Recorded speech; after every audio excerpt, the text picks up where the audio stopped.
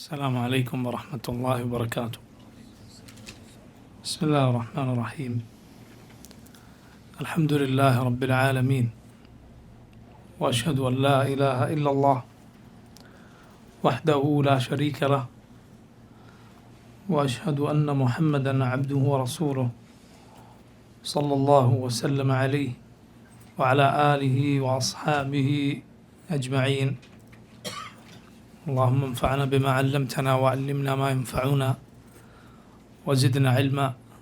اللهم أصلح لنا شأننا كله ولا تكلنا إلى أنفسنا طرفة عين.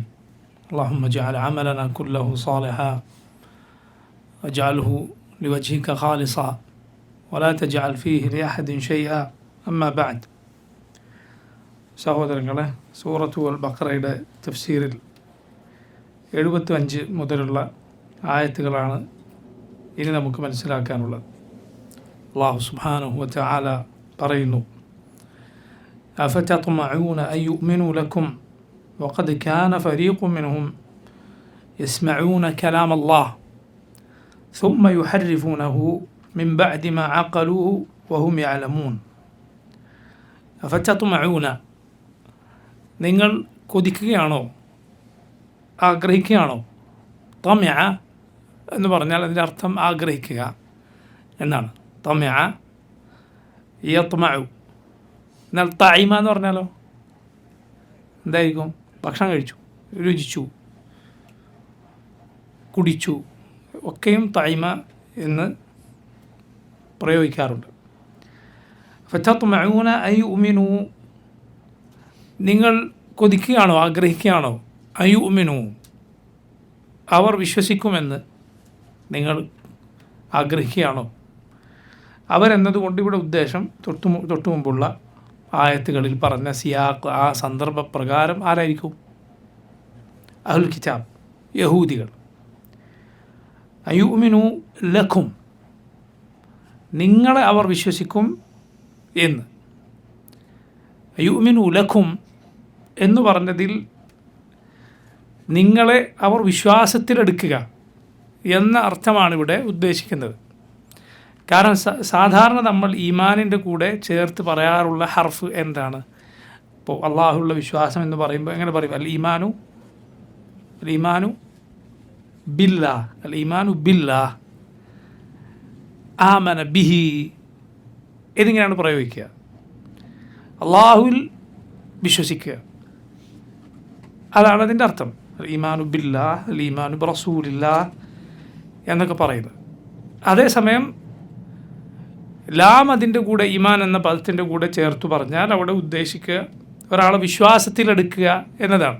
അയാൾ വഞ്ചിക്കുകയില്ല, അയാൾ പറയുന്ന കാര്യം ശരിവെക്കുക എന്നതാണ് അവിടെ ഉദ്ദേശം. നിങ്ങളവർ വിശ്വാസത്തിലെടുക്കും എന്ന് നിങ്ങൾ വിചാരിക്കുകയാണോ?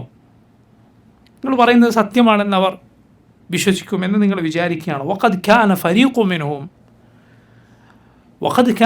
ഫരീഖും മിൻഹും, അവരിലൊരു ഫരീഖ്, അവർ ഒരു വിഭാഗം ചെയ്തിരുന്നത് എന്തായിരുന്നു? യസ്മഊന കലാമല്ലാഹ്, അള്ളാഹുവിൻ്റെ കലാം അവർ കേൾക്കുന്നു.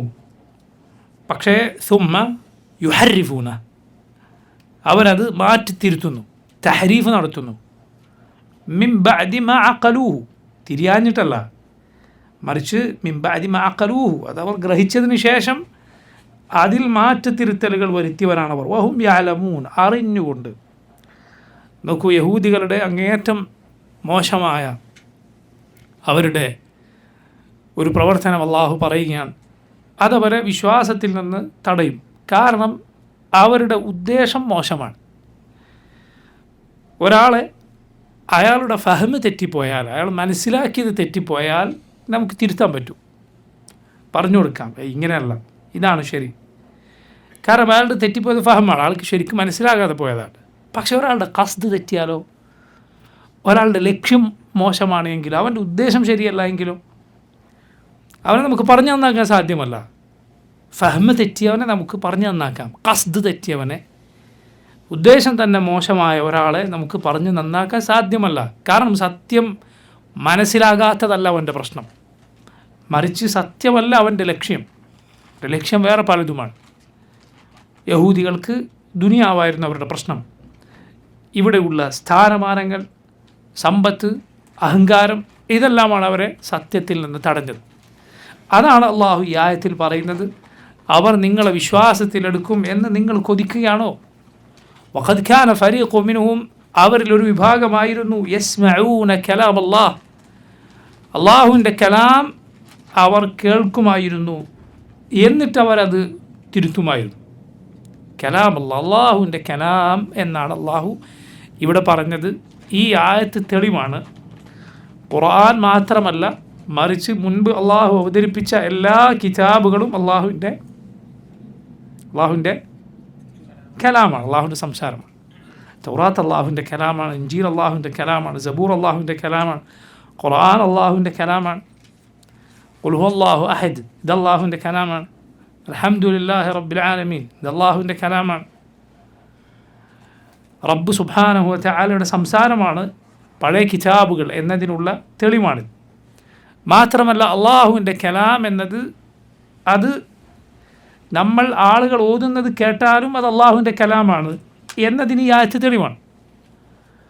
പിഴച്ച കക്ഷികളുടെ വിശ്വാസമാണ്, നമ്മുടെ നാട്ടിലെ ശരിയാക്കളുടെയൊക്കെ വിശ്വാസമാണ്, അതായത് നമ്മൾ ഓതുന്നത് അള്ളാഹുവിൻ്റെ കലാമല്ല, ഈ മുസ്ഹഫിൽ ഉള്ളത് അള്ളാഹുവിൻ്റെ കലാമല്ല, മറിച്ച് അത് അള്ളാഹുവിൻ്റെ കലാമിൻ്റെ ഒരു ഇബാറത്ത് അല്ലെങ്കിൽ ഒരു ഹിക്കായത്ത് മാത്രമാണ്.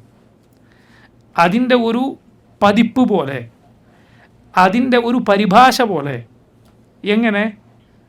അത് അവരുടെ ആ വാദം മനസ്സിലാക്കാനുള്ള നല്ല ഉദാഹരണമാണ്. ഒരു സംസാരിക്കാൻ അറിയാത്ത ഒരാൾ ആംഗ്യം കാണിക്കുന്നു. ഇത് മനസ്സിലായ ഒരാൾ മറ്റൊരാൾക്ക് ഇത് പറഞ്ഞു കൊടുക്കുന്നു. ഈ ആളാണ്, ഈ പറഞ്ഞു കൊടുക്കുന്ന ആളാണ് യഥാർത്ഥത്തിൽ സംസാരിക്കുന്നത്. ആളുടെ സംസാരമാണ് ആളുകൾ കേൾക്കുന്നത്. ആംഗ്യം കാണിച്ച ആളുടെ സംസാരമല്ല ആളുകൾ കേൾക്കുന്നത്. ഇതുപോലെയാണ് അവരുടെ അള്ളാഹുവിൻ്റെ കലാമിനെ കുറിച്ചുള്ള പിഴച്ച വിശ്വാസം. കാരണം അവരുടെ വിശ്വാസപ്രകാരം അള്ളാഹുക്ക് കലാമുണ്ടോ, സംസാരമുണ്ടോ? ഉണ്ട്. പക്ഷേ അത് കലാമുൻ നഫ്സി, അവനിലുള്ള ഒരു സംസാരമാണ്. അതല്ലാതെ അതിന് അക്ഷരങ്ങളും അതിന് ശബ്ദവുമുണ്ട് എന്ന് പറയാൻ പറ്റില്ല എന്നാണ് അവരുടെ പിഴച്ച വാദം. അങ്ങേയറ്റം പിഴച്ച വാദമാണ്. അബുൽ ഹസനുൽ അശ്അരി ഈ വാദക്കാരനായിരുന്നു. അശ്അരി മദ്ഹബ് പിൻപറ്റുന്നവരുടെ വാദം ഇതാണ്, പിഴച്ച വാദമാണ്. കാരണം ഇവിടെ നോക്കൂ, ഈ ആളുകൾ അള്ളാഹുവിൻ്റെ കലാം കേൾക്കുന്നു എന്നൊരു തിരുത്തു എന്നാണ് അള്ളാഹു പറഞ്ഞത്. ഇവർ കേട്ടത് അള്ളാഹു സംസാരിക്കുന്നതാണോ? റബ്ബ് സംസാരിക്കുന്നത് നേരിട്ട് റബ്ബിൽ നിന്നാണ് ഇവർ കേട്ടത്? അല്ല, മറിച്ച് ഇവർ കേട്ടത് പടപ്പുകൾ ഓതുന്നതാണ് കേട്ടത്. പടപ്പുകൾ ഓതിയാലും എഴുതിയാലും മനഃപ്പാടമാക്കിയാലും കേട്ടാലും അള്ളാഹുവിൻ്റെ കലാമാണ്. ഞാൻ പറയുന്നു ഇന്നമൽ അഅ്മാലു ബിന്നിയാത്ത്, ഇത് ഞാൻ പറഞ്ഞാൽ ഇത് എൻ്റെ വാക്കാണോ? അതല്ല, മുഹമ്മദ് റസൂലുള്ളാഹി സ്വല്ലല്ലാഹു അലൈഹി വസല്ലമയുടെ വാക്കാണ്, മുഹമ്മദ് നബി സ്വല്ലല്ലാഹു അലൈഹി വസല്ലമയുടെ വാക്കാണ്. കാരണം സംസാരം അതാദ്യം ആര് പറഞ്ഞോ ആ പറഞ്ഞവൻ്റെ വാക്കാണ്. എന്നാൽ നോക്കൂ, ഈ ശബ്ദം എന്ന് പറയുന്നത് എൻ്റെ നാവ് അള്ളാഹു സൃഷ്ടിച്ചതാണ്, എൻ്റെ ശബ്ദം അള്ളാഹു സൃഷ്ടിച്ചതാണ്, എൻ്റെ നാവ് അള്ളാഹു സൃഷ്ടിച്ചതാണ്. എന്നാൽ ഞാൻ ഓതുന്നത്, ഞാൻ പാരായണം ചെയ്യുന്നത് അള്ളാഹുവിൻ്റെ കലാമാണ്. അതാണ് പണ്ഡിതന്മാർ മനോഹരമായൊരു വാക്കിലൂടെ വിശദീകരിച്ചത്. അൽ ഖൗലു ഖൗലുൽ ബാരി വസ്സൗതു സൗതുൽ ഖാരി. അൽ ഖൗലു ഖൗലുൽ ബാരി, വാക്കാരുടെ വാക്കാണ്, അത് ബാരി ആയ സൃഷ്ടാവായ അള്ളാഹുവിൻ്റെ വാക്കാണ്. വസ്സൗതു സൗതുൽ ഖാരി, ശബ്ദം അത് ഓതുന്നയാളുടെ ശബ്ദമാണ്. ഇത് വ്യക്തമാക്കിക്കൊണ്ടാണ് ഇമാം അൽ ബുഖാരി റഹിമഹുല്ലാ അദ്ദേഹത്തിൻ്റെ ഖൽഖു അഫ്ആലിൽ ഇബാദ് എന്ന കിതാബ് എഴുതിയത്. ഖൽഖു അഫ്ആലിൽ ഇബാദ്, പടപ്പുകളുടെ പ്രവർത്തനങ്ങൾ അള്ളാഹുവിൻ്റെ സൃഷ്ടിയാണ്. എന്നാൽ ഓതുന്നത് എന്താണ്? അത് അള്ളാഹുവിൻ്റെ കലാമാണ്. നിങ്ങൾ കേൾക്കുന്നത് അള്ളാഹുവിൻ്റെ കലാമാണ്, അതിൽ യാതൊരു സംശയവുമില്ല. അപ്പോൾ നോക്കൂ, അള്ളാഹുവിൻ്റെ കലാം അത് ശബ്ദവും അക്ഷരങ്ങളും ഉള്ളതാണ്. അത് പടപ്പുകൾ ഓതിയാലും അള്ളാഹുവിൻ്റെ കലാമാണ്. പഴയ കിതാബുകളെല്ലാം അള്ളാഹുവിൻ്റെ കലാമാണ് എന്നതിനെല്ലാം ഈ ആയത്തിൽ തെളിവുണ്ട്. എന്നിട്ട് അവരെന്ത് ചെയ്തു? സുമ്മ യുഹർരിഫൂന, അവരതിൽ തഹരീഫ് നടത്തി. തഹരീഫ് എന്നാൽ അതിൻ്റെ യഥാർത്ഥ ആശയത്തിൽ നിന്ന് അവരതിനെ തെറ്റിച്ച് കളഞ്ഞു. നേർക്ക് നേരെ അക്ഷരം തന്നെ മാറ്റുക എന്ന രീതി യഹൂദികൾക്കുണ്ടായിരുന്നു. എന്നാൽ ഖുർആനിൽ അതൊരിക്കലും സാധ്യമല്ല. ഖുർആനിലെ ഒരായത്ത് മാറ്റി വേറൊരായത്ത് കൊണ്ടുവരിക എന്നത് സാധ്യമല്ല. ഖുർആനിലെ തഹരീഫ് പിഴച്ച കക്ഷികൾ ചെയ്യുക എന്തിലായിരിക്കും? ഖുർആനിൻ്റെ അർത്ഥത്തിലാണ്. അവർക്ക് തോന്നിയ അർത്ഥം പറയും, അവർക്ക് തോന്നിയതുപോലെ ഖുർആനെ വിശദീകരിക്കും. എന്നാൽ പഴയ കാലത്ത് നേരെ തിരിച്ച് അവർ ആയത്തുകൾ തിരുത്തിയിരുന്നു. കാരണം അള്ളാഹു തൗറാത്തിൻ്റെയും ഇൻജീലിൻ്റെയും സംരക്ഷണം ഏൽപ്പിച്ചത് അത് പഠിച്ചവരെയാണ്. ബിമസ്തുഹ്ഫിദൂ മിൻ കിതാബില്ലാഹ്, അള്ളാഹു പറഞ്ഞു അവർ അതിൻ്റെ ഹിഫ്ള് ഏൽപ്പിക്കപ്പെട്ടിരുന്നു. എന്നാൽ ഈ കിതാബിൻ്റെ ഹിഫ്ള് അള്ളാഹു ഏറ്റെടുത്തു. ഇന്നാ നഹ്നു നസ്സൽനാ ദിക്റ വ ഇന്നാ ലഹു ലഹാഫിളൂൻ. ഈ ദിക്ർ നാമാണ് അവതരിപ്പിച്ചത്, ഇതിൻ്റെ ഹിഫ്ള്, ഇതിൻ്റെ സംരക്ഷണം നാം ഏറ്റിരിക്കുന്നു. അൽഹംദുലില്ലാഹ്. നോക്കൂ നിങ്ങൾ, അള്ളാഹുവിൻ്റെ കലാം അത് യാതൊരു തിരുത്തലുമില്ലാതെ അത് റബ്ബ് സംരക്ഷിച്ചിരിക്കുന്നു. 2 രൂപത്തിൽ അള്ളാഹു ഖുർആൻ സംരക്ഷിച്ചു. ഒന്ന് ഫിസ്സുദൂർ, രണ്ടാമത്തത് ഫിസ്സുതൂർ. സുദൂർ എന്നാൽ ഹൃദയങ്ങളിൽ, ആളുകളുടെ ഹൃദയങ്ങളിൽ അള്ളാഹു ഈ കലാം സംരക്ഷിച്ചിരിക്കുന്നു. അതുകൊണ്ടാണ് മുസ്ലിം ഉമ്മത്തിൻ്റെ പാരമ്പര്യമാണ് അവരുടെ കുഞ്ഞുമക്കൾ, ചെറിയ കുട്ടികൾ ഖുർആൻ മനഃപ്പാഠമാക്കി വളർന്നു വരും എന്നത്. ഈ ഉമ്മത്തിൻ്റെ പാരമ്പര്യമാണ് ഈ കുഞ്ഞുമക്കൾ ഹിഫ്ള് പഠിക്കുക. നോക്കൂ നിങ്ങൾ, പഴയ കാലം മുതൽ ഉള്ള മുസ്ലിമീങ്ങളുടെ പാരമ്പര്യമാണ് ചെറിയ കുട്ടികൾ ഇങ്ങനെ ഇരുന്ന് എന്ത് പഠിക്കുക? ഖുർആൻ പഠിക്കുക, അത് ഹിഫ്ളാക്കുക എന്നത്. അത് മനഃപ്പാഠമാക്കുന്നു. ലക്ഷക്കണക്കിന് ആളുകളുടെ ഹൃദയങ്ങളിൽ ഖുർആൻ അത് മനഃപ്പാഠമായി ഉണ്ട്. ഖുർആൻ മനഃപ്പാഠമായി ഉണ്ട്. പിന്നെയോ ഫിസ്സുതൂർ, സുതൂർ എന്നാൽ അത് വരികളാണ്, എഴുത്താണ്. അതിലൂടെയും അള്ളാഹു ഖുർആൻ സംരക്ഷിച്ചിരിക്കുന്നു. അതുകൊണ്ട് നോക്കൂ, ലോകത്ത് കൊടാനുകൂടി ഖുർആനിൻ്റെ പ്രതികൾ, മസ്ഹഫുകൾ ഉണ്ട്. ഒരാൾക്കും അത് നശിപ്പിക്കാൻ സാധിക്കാത്ത അത്രയും എണ്ണം. അതോടൊപ്പം നോക്കൂ, ആധുനിക സൗകര്യങ്ങളിൽ എല്ലാം അത് രേഖപ്പെടുത്തിയിരിക്കുന്നു. ഒരിക്കലും അത് തീർത്ത് ഇല്ലാതാക്കി കളയാൻ മനുഷ്യർക്ക് സാധ്യമാകാത്ത വണ്ണം അത്ഭുതമാണ്. അള്ളാഹു മുമ്പ് അവതരിപ്പിച്ച ഒരു കിതാബും ഇതുപോലെ ലോകത്ത് നിലവിലില്ല. അള്ളാഹു അവതരിപ്പിച്ച അതേ ഭാഷയിൽ എവിടെയാണ് തൗറാത്ത് കാണാൻ കഴിയുക, ഇഞ്ചീൽ കാണാൻ കഴിയുക? അത് പഠിച്ച് അതിൽ അഗ്രഗണ്യരായ ആളുകൾക്ക് പോലും ആ ഭാഷയിൽ അത് മുഴുവനായി ഹെഫ്ലാക്കി മനഃപ്പാഠമാക്കിയ ആളുകളുണ്ടോ എന്ന് ചോദിച്ചാൽ പറയാൻ സാധ്യമല്ല. അവരിലെ വലിയ പുരോഹിതന്മാർ. എന്നാൽ ഈ ഉമ്മത്തിനെ നോക്കൂ, ചെറിയ കുട്ടികൾ ഈ കിതാബ് മനഃപ്പാഠമാക്കിയിരിക്കുന്നു. അവരുടെ ഭാഷ ആയിരിക്കില്ല പലപ്പോഴും. അറബി ഭാഷയിൽ ഒരു പദം പോലും മനഃപ്പാഠം, അതിൻ്റെ അർത്ഥമറിയാത്ത ആളും എന്ത് ചെയ്തേക്കും? ഖുർആൻ മനഃപ്പാഠമാക്കും. ചെറിയ കുട്ടികൾ, പ്രായമുള്ളവർ, സ്ത്രീകൾ, പുരുഷന്മാർ, വലിയ ഉദ്യോഗസ്ഥരായിട്ടുള്ള ആളുകൾ, എന്നാൽ അങ്ങനെ ഇല്ലാത്ത ആളുകൾ, പാവങ്ങൾ, പണക്കാർ, വ്യത്യാസമില്ലാതെ സുബ്ഹാനല്ലാഹ് അള്ളാഹുവിൻ്റെ കലാം അള്ളാഹു ഏത് ഭാഷയിൽ അവതരിപ്പിച്ചോ അതിൽ മനഃപ്പാഠമാക്കുന്നു. അല്ലാഹു അക്ബർ. അത് ആസ്വദിക്കുന്നു. മിസ്റിലെ ഒരു പണ്ഡിതൻ, അദ്ദേഹം പറയുകയുണ്ടായി, അദ്ദേഹത്തിൻ്റെ ഒരു കൂട്ടുകാരൻ, അദ്ദേഹം റമദാനിൽ തൻ്റെ നാട്ടിലേക്ക് തിരിച്ചു പോകും. അതൊരു അനറബി നാടാണ്. ആ നാട്ടിലേക്ക് തിരിച്ചുപോയി അദ്ദേഹം അവിടെ റമദാനിൽ ഇമാമത്ത് നിൽക്കും. അദ്ദേഹം അവിടെ പോയി, അദ്ദേഹത്തിന് നല്ല ഖിറാഅത്താണ്. അദ്ദേഹം ഖുർആൻ പാരായണം ആരംഭിച്ചാൽ അപ്പോൾ ജനങ്ങൾ കരയാൻ തുടങ്ങും. ഇദ്ദേഹത്തോട് ഈ കാര്യം കേട്ടപ്പോൾ അദ്ദേഹം തിരിച്ചു വന്നപ്പോൾ ചോദിച്ചു, എന്താണ് അത് ഇങ്ങനെ ജനങ്ങൾ കരയുന്നത്? അവരത്രയും ആ ഖുർആനിൻ്റെ അർത്ഥം മനസ്സിലാക്കിയിട്ടായിരിക്കുമല്ലേ? അപ്പം അദ്ദേഹം പറഞ്ഞു, ഒരക്ഷരം അവർക്ക് അർത്ഥം അറിയില്ല. പക്ഷേ അവർ എന്താണ് ഇത് കേട്ടാൽ അവരുടെ മനസ്സിൽ കലാമുല്ലാഹ് അള്ളാഹുവിൻ്റെ കലാമാണ്, അള്ളാഹുവിൻ്റെ സംസാരമാണ്, റബ്ബിൻ്റെ വാക്കാണിത്. അതുകൊണ്ടാണ് കേൾക്കുമ്പോൾ അവർ കരയുന്നത്. അല്ലാഹു അക്ബർ. ഇത് ഖുർആനിൻ്റെ പ്രത്യേകതയാണ്. മനസ്സിലുണ്ടാക്കുന്ന ചലനം അത് നിസാരമല്ല. അതിൻ്റെ അർത്ഥം അറിയാത്ത ആളുകൾക്ക് കൂടി, എന്നാൽ അതിൻ്റെ അർത്ഥം മനസ്സിലാക്കുകയും അതിൻ്റെ ഭാഷ പഠിക്കുകയും അതിൻ്റെ തഫ്സീർ അറിയുകയും ചെയ്താൽ സുബ്ഹാനല്ലാഹ്, അതിൻ്റെ അത്ഭുതം വേറെയാണ്. നീ ദീനിൽ എത്ര നിനക്ക് വിജ്ഞാനം വർദ്ധിക്കുന്നോ, ദീനിൻ്റെ മറ്റുള്ള വിഷയങ്ങൾ ഫിഖ് ആകട്ടെ, അതുപോലെ ഹദീസ് ആകട്ടെ, ഇസ്ലാമിൻ്റെ മറ്റുള്ള അഖീദയാകട്ടെ, മറ്റുള്ള കാര്യങ്ങൾ നീ എത്ര അധികം പഠിച്ച് പിന്നെ നീ ഖുർആനിലേക്ക് തിരിച്ചു വരുമ്പോൾ അത് കേൾക്കുമ്പോൾ നിൻ്റെ അനുഭവം വേറെ ഒന്നായിരിക്കും. ഖുർആനിൻ്റെ മധുരം വർദ്ധിക്കുന്നത് നിനക്ക് കാണാം. ഖുർആൻ നൽകുന്ന ഉൾക്കാഴ്ചയും പാഠങ്ങളും അത് ആഴമേറുന്നത് നിനക്ക് കാണാം. അതാണ് ഖുർആനിൻ്റെ അത്ഭുതം. കാരണം എല്ലാ വിജ്ഞാനവും ഈ കിതാബിലുണ്ട്. ഇത് അള്ളാഹുവിൻ്റെ സംസാരമാണ്. റബ്ബ് ഇതിനെ സംരക്ഷിച്ചിരിക്കുന്നു. എന്നാൽ പഴയ കാലത്തെ കിതാബുകൾ അള്ളാഹു അവരെ അതിൻ്റെ സംരക്ഷണം ഏൽപ്പിച്ചു. അവരതിൽ തഹരീഫ് നടത്തി, അവരതിൽ മാറ്റത്തിരുത്തലുകൾ വരുത്തി. മിൻ ബഅദി മാ അഖലൂഹു, അവരത് അറിഞ്ഞതിനു ശേഷമായിരുന്നു വരുത്തിയത്. വഹും യഅലമൂൻ, അറിഞ്ഞുകൊണ്ടാണ് അവരത് വരുത്തിയത്. ഇങ്ങനെയുള്ളൊരു കൂട്ടർ നിങ്ങളെ വിശ്വസിക്കും എന്ന് നിങ്ങൾ ആഗ്രഹിക്കുകയാണോ? അതിന് കാരണം എന്താണ്? ഞാൻ നേരത്തെ പറഞ്ഞതാണ്. അതായത് അവർക്ക് തെറ്റിപ്പോയത് തിരിയാഞ്ഞിട്ടല്ല, മനസ്സിലാകാഞ്ഞിട്ടല്ല, പക്ഷെ അവരുടെ ഉദ്ദേശം മോശമായിരുന്നു, ലക്ഷ്യം മോശമായിരുന്നു. അതുകൊണ്ട് ഇനി എങ്ങനെ അവർ വിശ്വസിക്കാനാണ്, എങ്ങനെ വിശ്വസിക്കാനാണ് എന്നാണ് റബ്ബ് സുബ്ഹാനഹു വ തആല ചോദിക്കുന്നത്. അപ്പോൾ നോക്കൂ, യഹൂദികളിൽ ചരിത്രത്തിൽ അതുപോലെ ഇന്നും അവരിൽ നിന്ന് ഇസ്ലാമിലേക്ക് വന്ന ആളുകളുടെ എണ്ണം അങ്ങേയറ്റം കുറവാണ്, അങ്ങേയറ്റം കുറവാണ്. നമ്മുടെ റസൂൽ സല്ലല്ലാഹു അലൈഹി വസല്ലമയുടെ കാലത്ത് നോക്കൂ, യഹൂദികളിൽ നിന്ന് ഇസ്ലാം സ്വീകരിച്ച് വളരെ കുറഞ്ഞ ആളുകളാണ്, വളരെ കുറഞ്ഞ ആളുകൾ. അവരിലൊരാളായിരുന്നു അബ്ദുല്ലാഹി ഇബ്നു സലാം റളിയല്ലാഹു അൻഹു.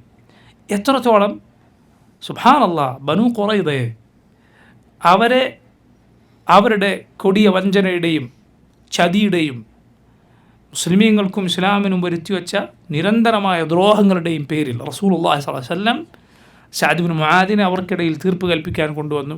സഅദ് അവർക്കുള്ള ശിക്ഷ വിധിച്ചു. അവരിലെ മുതിർന്ന പുരുഷന്മാരെ വധശിക്ഷയ്ക്ക് വിധേയരാക്കുമ്പോൾ പോലും അവരിൽ നിന്ന് ഇസ്ലാം സ്വീകരിക്കാൻ തയ്യാറായവർ വളരെ കുറച്ചാണ്. അവരുടെ നേതാവ് ഹുയൈ, അയാൾ ഈ സമയത്ത് പോലും, ഹുയൈ ഇബ്നു അഖ്തബ്, ഈ സമയത്ത് പോലും അയാൾ തൻ്റെ ഖൗമിനെ വിളിച്ചുകൊണ്ട് പറഞ്ഞു, ഇത് ഒരു കുഴപ്പമുള്ള കാര്യമല്ല, നമുക്കിത് പ്രശ്നമല്ല. കാരണം ഇസ്രായേലർക്ക് അള്ളാഹു പഴയകാലം മുതൽ തന്നെ ഇങ്ങനെയും അനുഭവം ഉണ്ടായിട്ടുണ്ട്. അവർക്ക് ചിലപ്പോൾ അവർ ശിക്ഷിക്കപ്പെടും, ചിലപ്പോൾ അവർ വിജയിക്കും. ഇതൊക്കെ അള്ളാഹു നമുക്ക് പണ്ടേ നിശ്ചയിച്ച നടപടിക്രമത്തിൻ്റെ ഭാഗമാണ് എന്ന് പറഞ്ഞ് അയാൾ ആ ശിക്ഷ ഏറ്റുവാങ്ങുകയാണ്. ഇസ്ലാം സ്വീകരിക്കാൻ തയ്യാറാകുന്നില്ല. ഇങ്ങനെ കടുത്തുറച്ച ഹൃദയങ്ങളുടെ ആളുകളാണ് അവർ. തൊട്ടുമുമ്പ് ആയത്തിൽ പറഞ്ഞതുപോലെ സുമ്മ ഖസത് ഖുലൂബുക്കും മിൻ ബഅദി ദാലിക ഫഹിയ കൽ ഹിജാറതി വശദ്ദു ഖസ്വ. ആ ഖസ്വത്തുൽ ഖൽബിൻ്റെ നേർചിത്രമാണ്. അതുകൊണ്ടാണ്, അത് കാരണത്താലാണ് അവർ എന്ത് ചെയ്യുന്നത്? അള്ളാഹുവിൻ്റെ കലാമ് മാറ്റുന്നത്. അതിനൊരുവൻ്റെ കൽബ് എത്രമാത്രം കടുത്തിരിക്കണം, ചിന്തിച്ച് നോക്കുക. ഇത് അള്ളാഹുവിൻ്റെ കലാമാണെന്ന് മനസ്സിലാവുക, അതിൻ്റെ അർത്ഥം പറയുക. എന്നിട്ട് അതിൽ കരുതി കൂട്ടി മാറ്റണമെങ്കിൽ അവൻ്റെ കൽബ് എത്രമാത്രം മോശമായിരിക്കും. അങ്ങനെയുള്ളവർ പിന്നെ വിശ്വസിക്കുമെന്ന് നിങ്ങൾ ആഗ്രഹിക്കുകയാണോ എന്നാണ് റബ്ബ് സുബ്ഹാനഹു വ തആല ചോദിച്ചത്. നോക്കൂ അടുത്ത ആയത്ത്, വഇദാ ലഖുൽ ലദീന ആമനൂ ഖാലൂ ആമന്നാ വഇദാ ഖലാ ബഅദുഹും ഇലാ ബഅദിൻ ഖാലൂ അതുഹദ്ദിഥൂനഹും ബിമാ ഫതഹ അല്ലാഹു അലൈക്കും ലിയുഹാജ്ജൂകും ബിഹി ഇൻദ റബ്ബിക്കും അഫലാ തഅഖിലൂൻ. വഇദാ ലഖു, അവർ കണ്ടുമുട്ടിയാൽ, അല്ലദീന ആമനു, മുഅ്മിനുകളെ, മുഹമ്മദ് സല്ലല്ലാഹു അലൈഹി വസല്ലം വിശ്വസിച്ച മുസ്ലിമീങ്ങളെ കണ്ടുമുട്ടിയാൽ, ഖാലു, അവർ പറയും, ആമന്ന, ഞങ്ങൾ വിശ്വസിച്ചിരിക്കുന്നു. വഇദാ ഖലാ ബഅദുഹും ഇലാ ബഅദ്, അവർ പരസ്പരം ഒറ്റക്കായാൽ, അവർ ചിലരുമായി ഒറ്റക്കായാൽ, ഖാലു, അവർ പറയും, തുഹദ്ദിഥൂനഹും, നിങ്ങൾ ഈ മുസ്ലിമീങ്ങളോട് പറഞ്ഞു കൊടുക്കുകയാണോ, ബിമാ ഫതഹ അല്ലാഹു അലൈക്കും, അള്ളാഹു നിങ്ങൾക്ക് തുറന്നു തന്ന വിജ്ഞാനം, അള്ളാഹു നിങ്ങളെ പഠിപ്പിച്ച വിജ്ഞാനം, ലിയുഹാജ്ജൂകും ബിഹി, അതങ്ങനെ ചെയ്താൽ എന്ത് സംഭവിക്കും? അതും കൊണ്ട് അവർ നിങ്ങളോട് തർക്കിക്കാൻ വരും. ഇൻദ റബ്ബിക്കും, നിങ്ങളുടെ റബ്ബിനരികിൽ. ഫലാ തഅഖിലൂൻ, ചിന്തിക്കുന്നില്ലേ? ഈ ബനൂ ഇസ്രായേലരിലെ മുനാഫിഖുകളെ കുറിച്ചാണ് ഈ ആയത്തിൽ അള്ളാഹു പറയുന്നത്. അവരിൽ ഇങ്ങനെ ഒരു കൂട്ടരുണ്ടായിരുന്നു. മുസ്ലിമീങ്ങളെ കണ്ടാൽ അവർ പറയും, നിങ്ങൾ പറയുന്നത് ശരിയാണ്, ഞങ്ങൾ വിശ്വസിച്ചു, ഞങ്ങളുടെ കിതാബിൽ നിങ്ങളുടെ റസൂലിൻ്റെ അടയാളങ്ങളുണ്ട്, ആ അടയാളങ്ങൾ ഒത്തുവന്നിരിക്കുന്നു മുഹമ്മദിൽ, അതുകൊണ്ട് ഞങ്ങൾ വിശ്വസിച്ചിരിക്കുന്നു എന്ന് പറയും. പക്ഷെ അവർ പരസ്പരം ഒറ്റക്കായാൽ അവർ പറയും, നിങ്ങളെങ്ങനെയാണ് നിങ്ങൾ കിതാബിൽ വന്നത് ഈ നബിയുടെ അടയാളങ്ങളുമായി ഒത്തുവന്നിരിക്കുന്നു എന്നൊക്കെ അവരോട് പറയുന്നത്?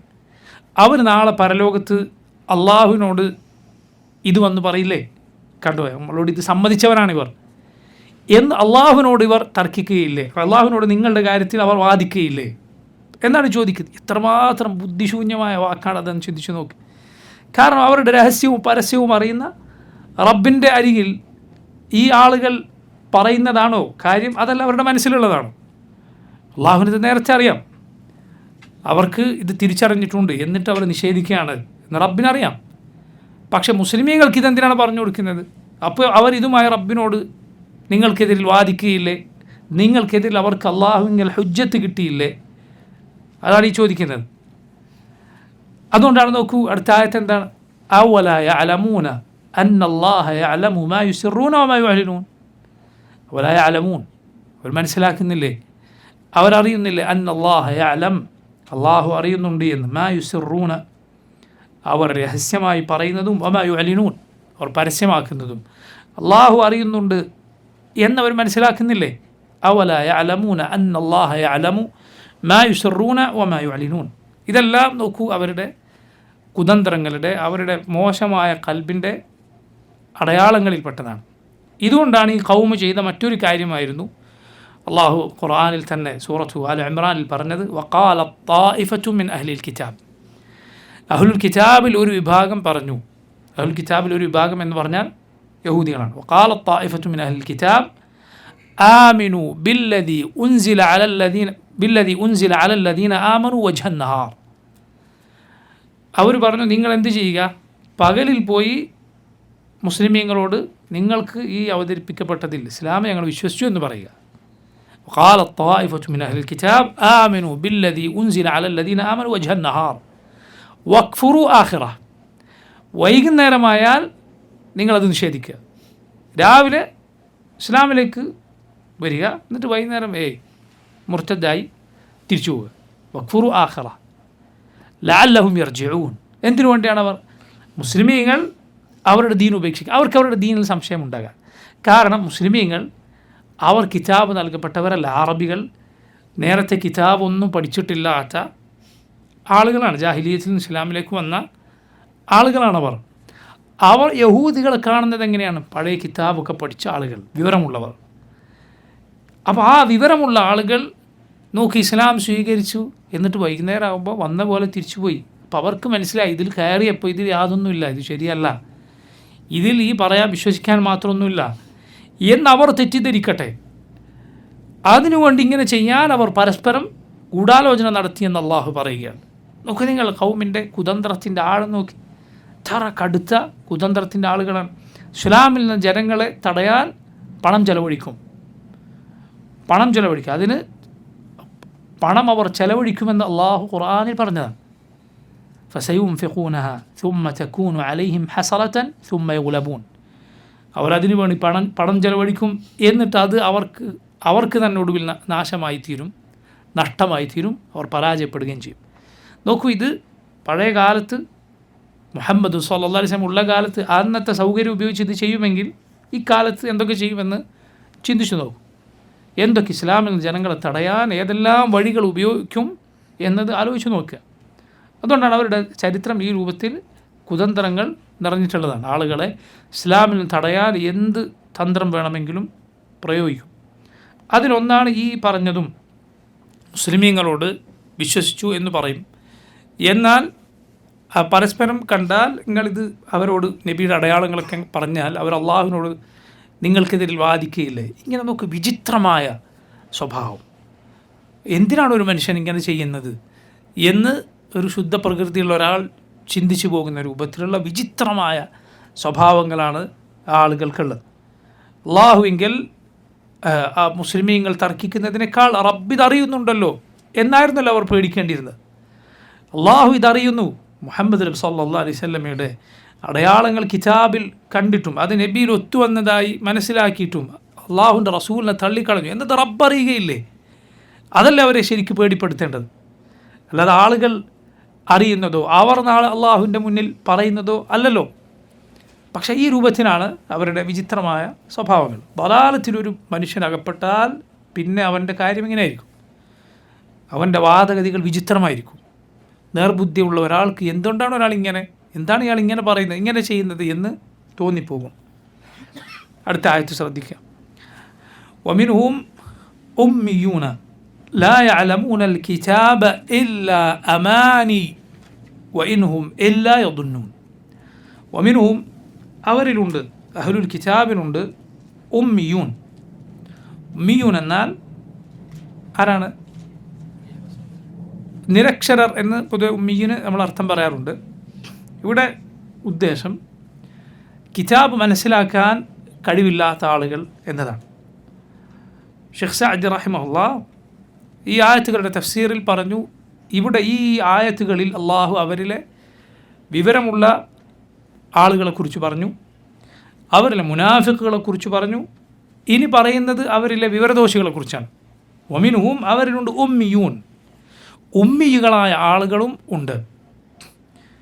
ഉമ്മി എന്ന് പറഞ്ഞാൽ അവിടെ നമുക്കറിയാം, കിതാബത്ത് അറിയാത്ത ആൾക്ക് അറബിയിൽ ഉമ്മി എന്ന് പറയും. കിതാബത്ത് അറിയാത്ത, എഴുത്തറിയാത്ത ആൾക്ക്. അതുപോലെ വായന അറിയാത്ത ആൾക്ക്, എഴുത്തും വായനയും അറിയാത്ത ആൾക്ക് പറയും. അതുപോലെ ഇവിടെ ഉദ്ദേശം കിതാബ് മനസ്സിലാക്കാൻ സാധിക്കാത്ത ആളുകൾ. അതാണ് പറഞ്ഞത് ലാ യഅലമൂനൽ കിതാബ്, അവർക്ക് കിതാബ് അറിയുകയില്ല. ഇല്ലാ അമാനി, അമാനി ഒഴികെ. എന്താണ് അമാനിയുടെ അർത്ഥം? തഫ്സീറുകളിൽ ഒന്നിലധികം അഭിപ്രായങ്ങൾ നമുക്ക് കാണാം. വല്ലാഹു അലം, അതിൽ കൂടുതൽ ശരി ഇവിടെ അർത്ഥം ഖിറാഅത്ത് എന്നാണ്.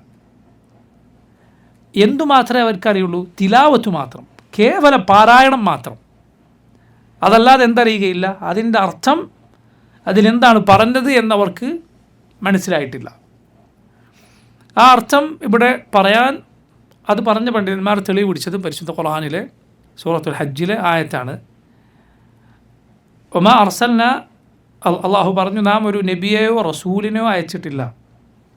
ഇല്ലാ ഇദാ തമന്ന, ആ നബി പാരായണം ചെയ്യുമ്പോൾ അൽഖ ശൈത്താനു ഫി ഉംനിയതിഹി, പിശാച് ആ നബിയുടെ ഉംനിയത്തിൽ ഇട്ട് കൊടുക്കും. അഥവാ പാരായണത്തിൽ അതല്ലാത്തത് ചേർക്കും. ആളുകളെ ഇതും അള്ളാഹു അവതരിപ്പിച്ചതാണ് എന്ന് തോന്നിപ്പിക്കാൻ. എന്നാൽ അള്ളാഹു റബ്ബുൽ ആലമീൻ പിശാച് ഓതുന്നത് അത് വേർതിരിക്കുകയും സുമ്മ യുഹ്കിമുല്ലാഹു ആയാതിഹി, അള്ളാഹുവിൻ്റെ ആയത്തുകൾ അള്ളാഹു റബ്ബുൽ ആലമീൻ ജനങ്ങളെ അവർക്ക് എത്തിക്കുകയും ചെയ്യും. ആ നബി അള്ളാഹുവിൻ്റെ കിതാബ് അള്ളാഹുവിൻ്റെ വഹിയായി പാരായണം ചെയ്യുന്നത് അള്ളാഹു പിശാച് അതിൻ്റെ കൂടെ ചേർക്കുന്നതിൽ നിന്ന് വേർതിരിക്കുന്നതാണ്. ആ ആയത്തിൽ ഉംനിയത്ത് എന്ന് പറഞ്ഞത് പാരായണം എന്ന അർത്ഥത്തിനാണ്. ഉംനിയത്തിന് വേറെ അർത്ഥങ്ങളുണ്ട്. ഉദാഹരണത്തിന് ഒരാൾ ആഗ്രഹിക്കുക എന്നതിന് ഉംനിയ എന്ന് പറയും. അതിൻ്റെ ബഹുവചനവും അമാനി എന്നാണ്. ഖുർആനിൽ അല്ലാഹു പറഞ്ഞു, ലൈസ ബി അമാനിയിക്കും വലാ അമാനി അഹ്ലുൽ കിതാബ്, നിങ്ങളുടെ വ്യാമോഹങ്ങളോ അഹ്ലുൽ കിതാബിൻ്റെ വ്യാമോഹങ്ങളോ അല്ല നടക്കാൻ പോകുന്നത്. മയ്യഅമൽ സൂഅൻ യുജ്സ ബിഹ്, ഒരാൾ ഒരു തെറ്റ് ചെയ്താൽ അതിന് അയാൾക്ക് പ്രതിഫലം നൽകപ്പെടും, അതിൻ്റെ ശിക്ഷ നൽകപ്പെടും. ആ ആയത്തിൽ പറഞ്ഞത് എന്തർത്ഥത്തിലായിരിക്കും? അമാനി എന്നത് നിങ്ങളുടെ വ്യാമോഹമല്ല നടക്കാൻ പോകുന്നത്, അഹ്ലുൽ കിതാബിൻ്റെ വ്യാമോഹവുമല്ല. ഉംനിയ, അമാനി എന്നതിന് അങ്ങനെ അർത്ഥമുണ്ട്. തിലാവത്ത്, പാരായണം എന്നതിന് അർത്ഥമുണ്ട്. അതുപോലെ കളവ് പറയുക എന്നും അതിന് അർത്ഥമുണ്ട്. വല്ലാഹു അലം ഇവിടെ കൂടുതൽ യോജിക്കുന്നത് പാരായണം എന്ന അർത്ഥമാണ്. അവർക്ക് കേവല പാരായണം മാത്രമേ അറിയുകയുള്ളൂ. വൈൻഹും ഇല്ലാ യദുന്നൂൻ, അവർ ഊഹിക്കുക മാത്രമാണ് ചെയ്യുന്നത്. അഥവാ അവർക്ക് പാരായണം അറിയാം, ബാക്കി അതിൽ പറഞ്ഞ അർത്ഥം എന്താണ് അവരുടെ പക്കലുള്ളത് കേവല ഊഹം മാത്രമാണ്. ഇത് അഹ്ലുൽ കിതാബിലെ സാധാരണക്കാരായ ആളുകളെക്കുറിച്ചാണ് ഈ പറയുന്നത്. സാധാരണക്കാരായ ആളുകളെക്കുറിച്ചാണ് അവർ പറയുന്നത്. കേവല പാരായണം മാത്രം പഠിച്ചു വച്ച മുഖല്ലിദുകൾ, അവരിലുള്ള വിവരമുള്ളവരെ തഖ്ലീദ് ചെയ്യുന്നവർ മാത്രമാണ് ഇക്കൂട്ടർ. മുഖല്ലിദ് ഒരിക്കലും എന്തല്ല, ആലിമല്ല.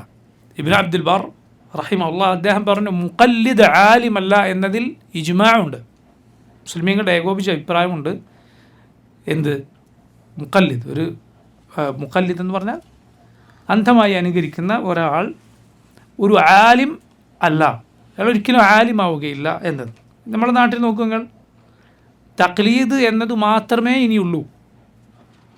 ഇജ്തിഹാദ്, ഖുർആനിലും സുന്നത്തിലും ഗവേഷണം നടത്തുക, എന്നിട്ട് അതിൽ നിന്ന് വിധി കണ്ടെത്തുക എന്നത് അവസാനിച്ചു, ആ ബാബ് അടഞ്ഞു എന്നാണ് നമ്മുടെ നാട്ടിലെ സമസ്തക്കാർ പറയാറുള്ളത്. ഇജ്തിഹാദ് എന്ന് പറയുന്ന സംഗതി അവസാനിച്ചു എന്നാണ് പറയാറുള്ളത്. ഇനി എന്തു മാത്രമേ ബാക്കിയുള്ളൂ? എന്തുമാത്രം? തഖ്ലീദ് മാത്രം. നാലാലൊരു മദ്ഹബ് തഖ്ലീദ് ചെയ്യൽ വാജിബാണ് എന്ന് പറയും. മുഖല്ലിദ് ആലിമല്ല എന്നത് ഇജ്മാ ഉണ്ടെന്നാണ് പണ്ഡിതന്മാർ പറഞ്ഞത്. മുഖല്ലിദ് ഒരിക്കലും എന്താവില്ല, ആലിമാവില്ല. എന്നിട്ട് പേരെന്താ? സമസ്ത കേരള ജമിഅത്തുൽ ഉലമ. പേര് യഥാർത്ഥത്തിൽ സമസ്ത കേരള ജമിഅത്തുൽ മുഖല്ലിദീൻ എന്നാണ് ഇടുന്നത്. ജമിഅത്തുൽ ഉലമ എന്നെങ്ങനെ ശരിയാവും? കാരണം മുഖല്ലിദ് ആലിമാവുകയില്ല. മുഖല്ലിദ് ഒരിക്കലും ആലിമല്ല. അപ്പോൾ ചോദിക്കുക, അപ്പോൾ നിങ്ങളൊക്കെ മുജ്തഹിദാണോ? നിങ്ങളൊക്കെ അപ്പോൾ മുജ്തഹിദുകളാണോ? അതെന്തുകൊണ്ടാണ്? ഈ തഖ്ലീദ് അല്ലെങ്കിൽ ഇജ്തിഹാദ് ഇത് രണ്ടേ ഉള്ളൂ എന്ന് തെറ്റിദ്ധരിച്ചു വെച്ചത് കൊണ്ടാണ് ആ ചോദ്യം.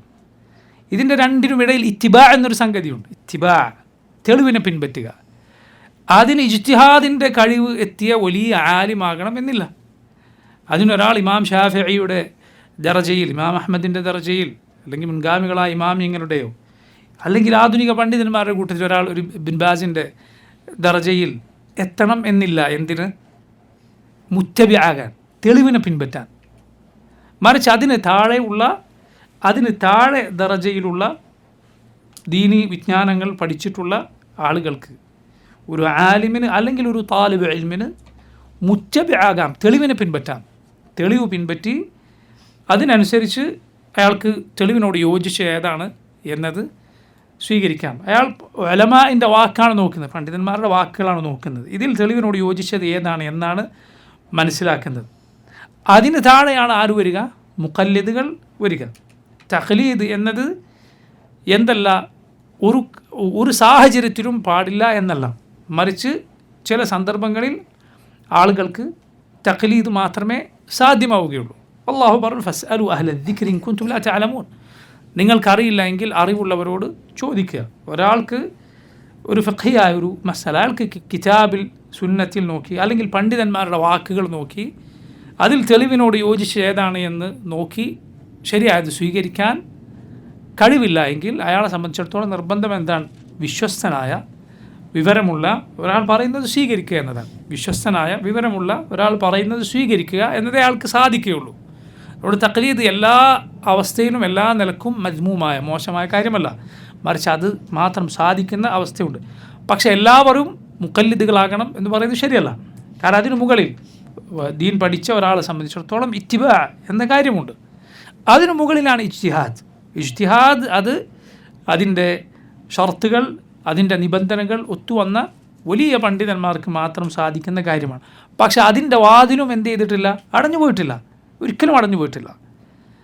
പണ്ഡിതന്മാർ പറയാറുള്ളതുപോലെ കം തറക മുതഖദ്ദിമുൻ ലിമുതഅഖിർ, കം തറക മുതഖദ്ദിമുൻ ലിമുതഅഖിർ.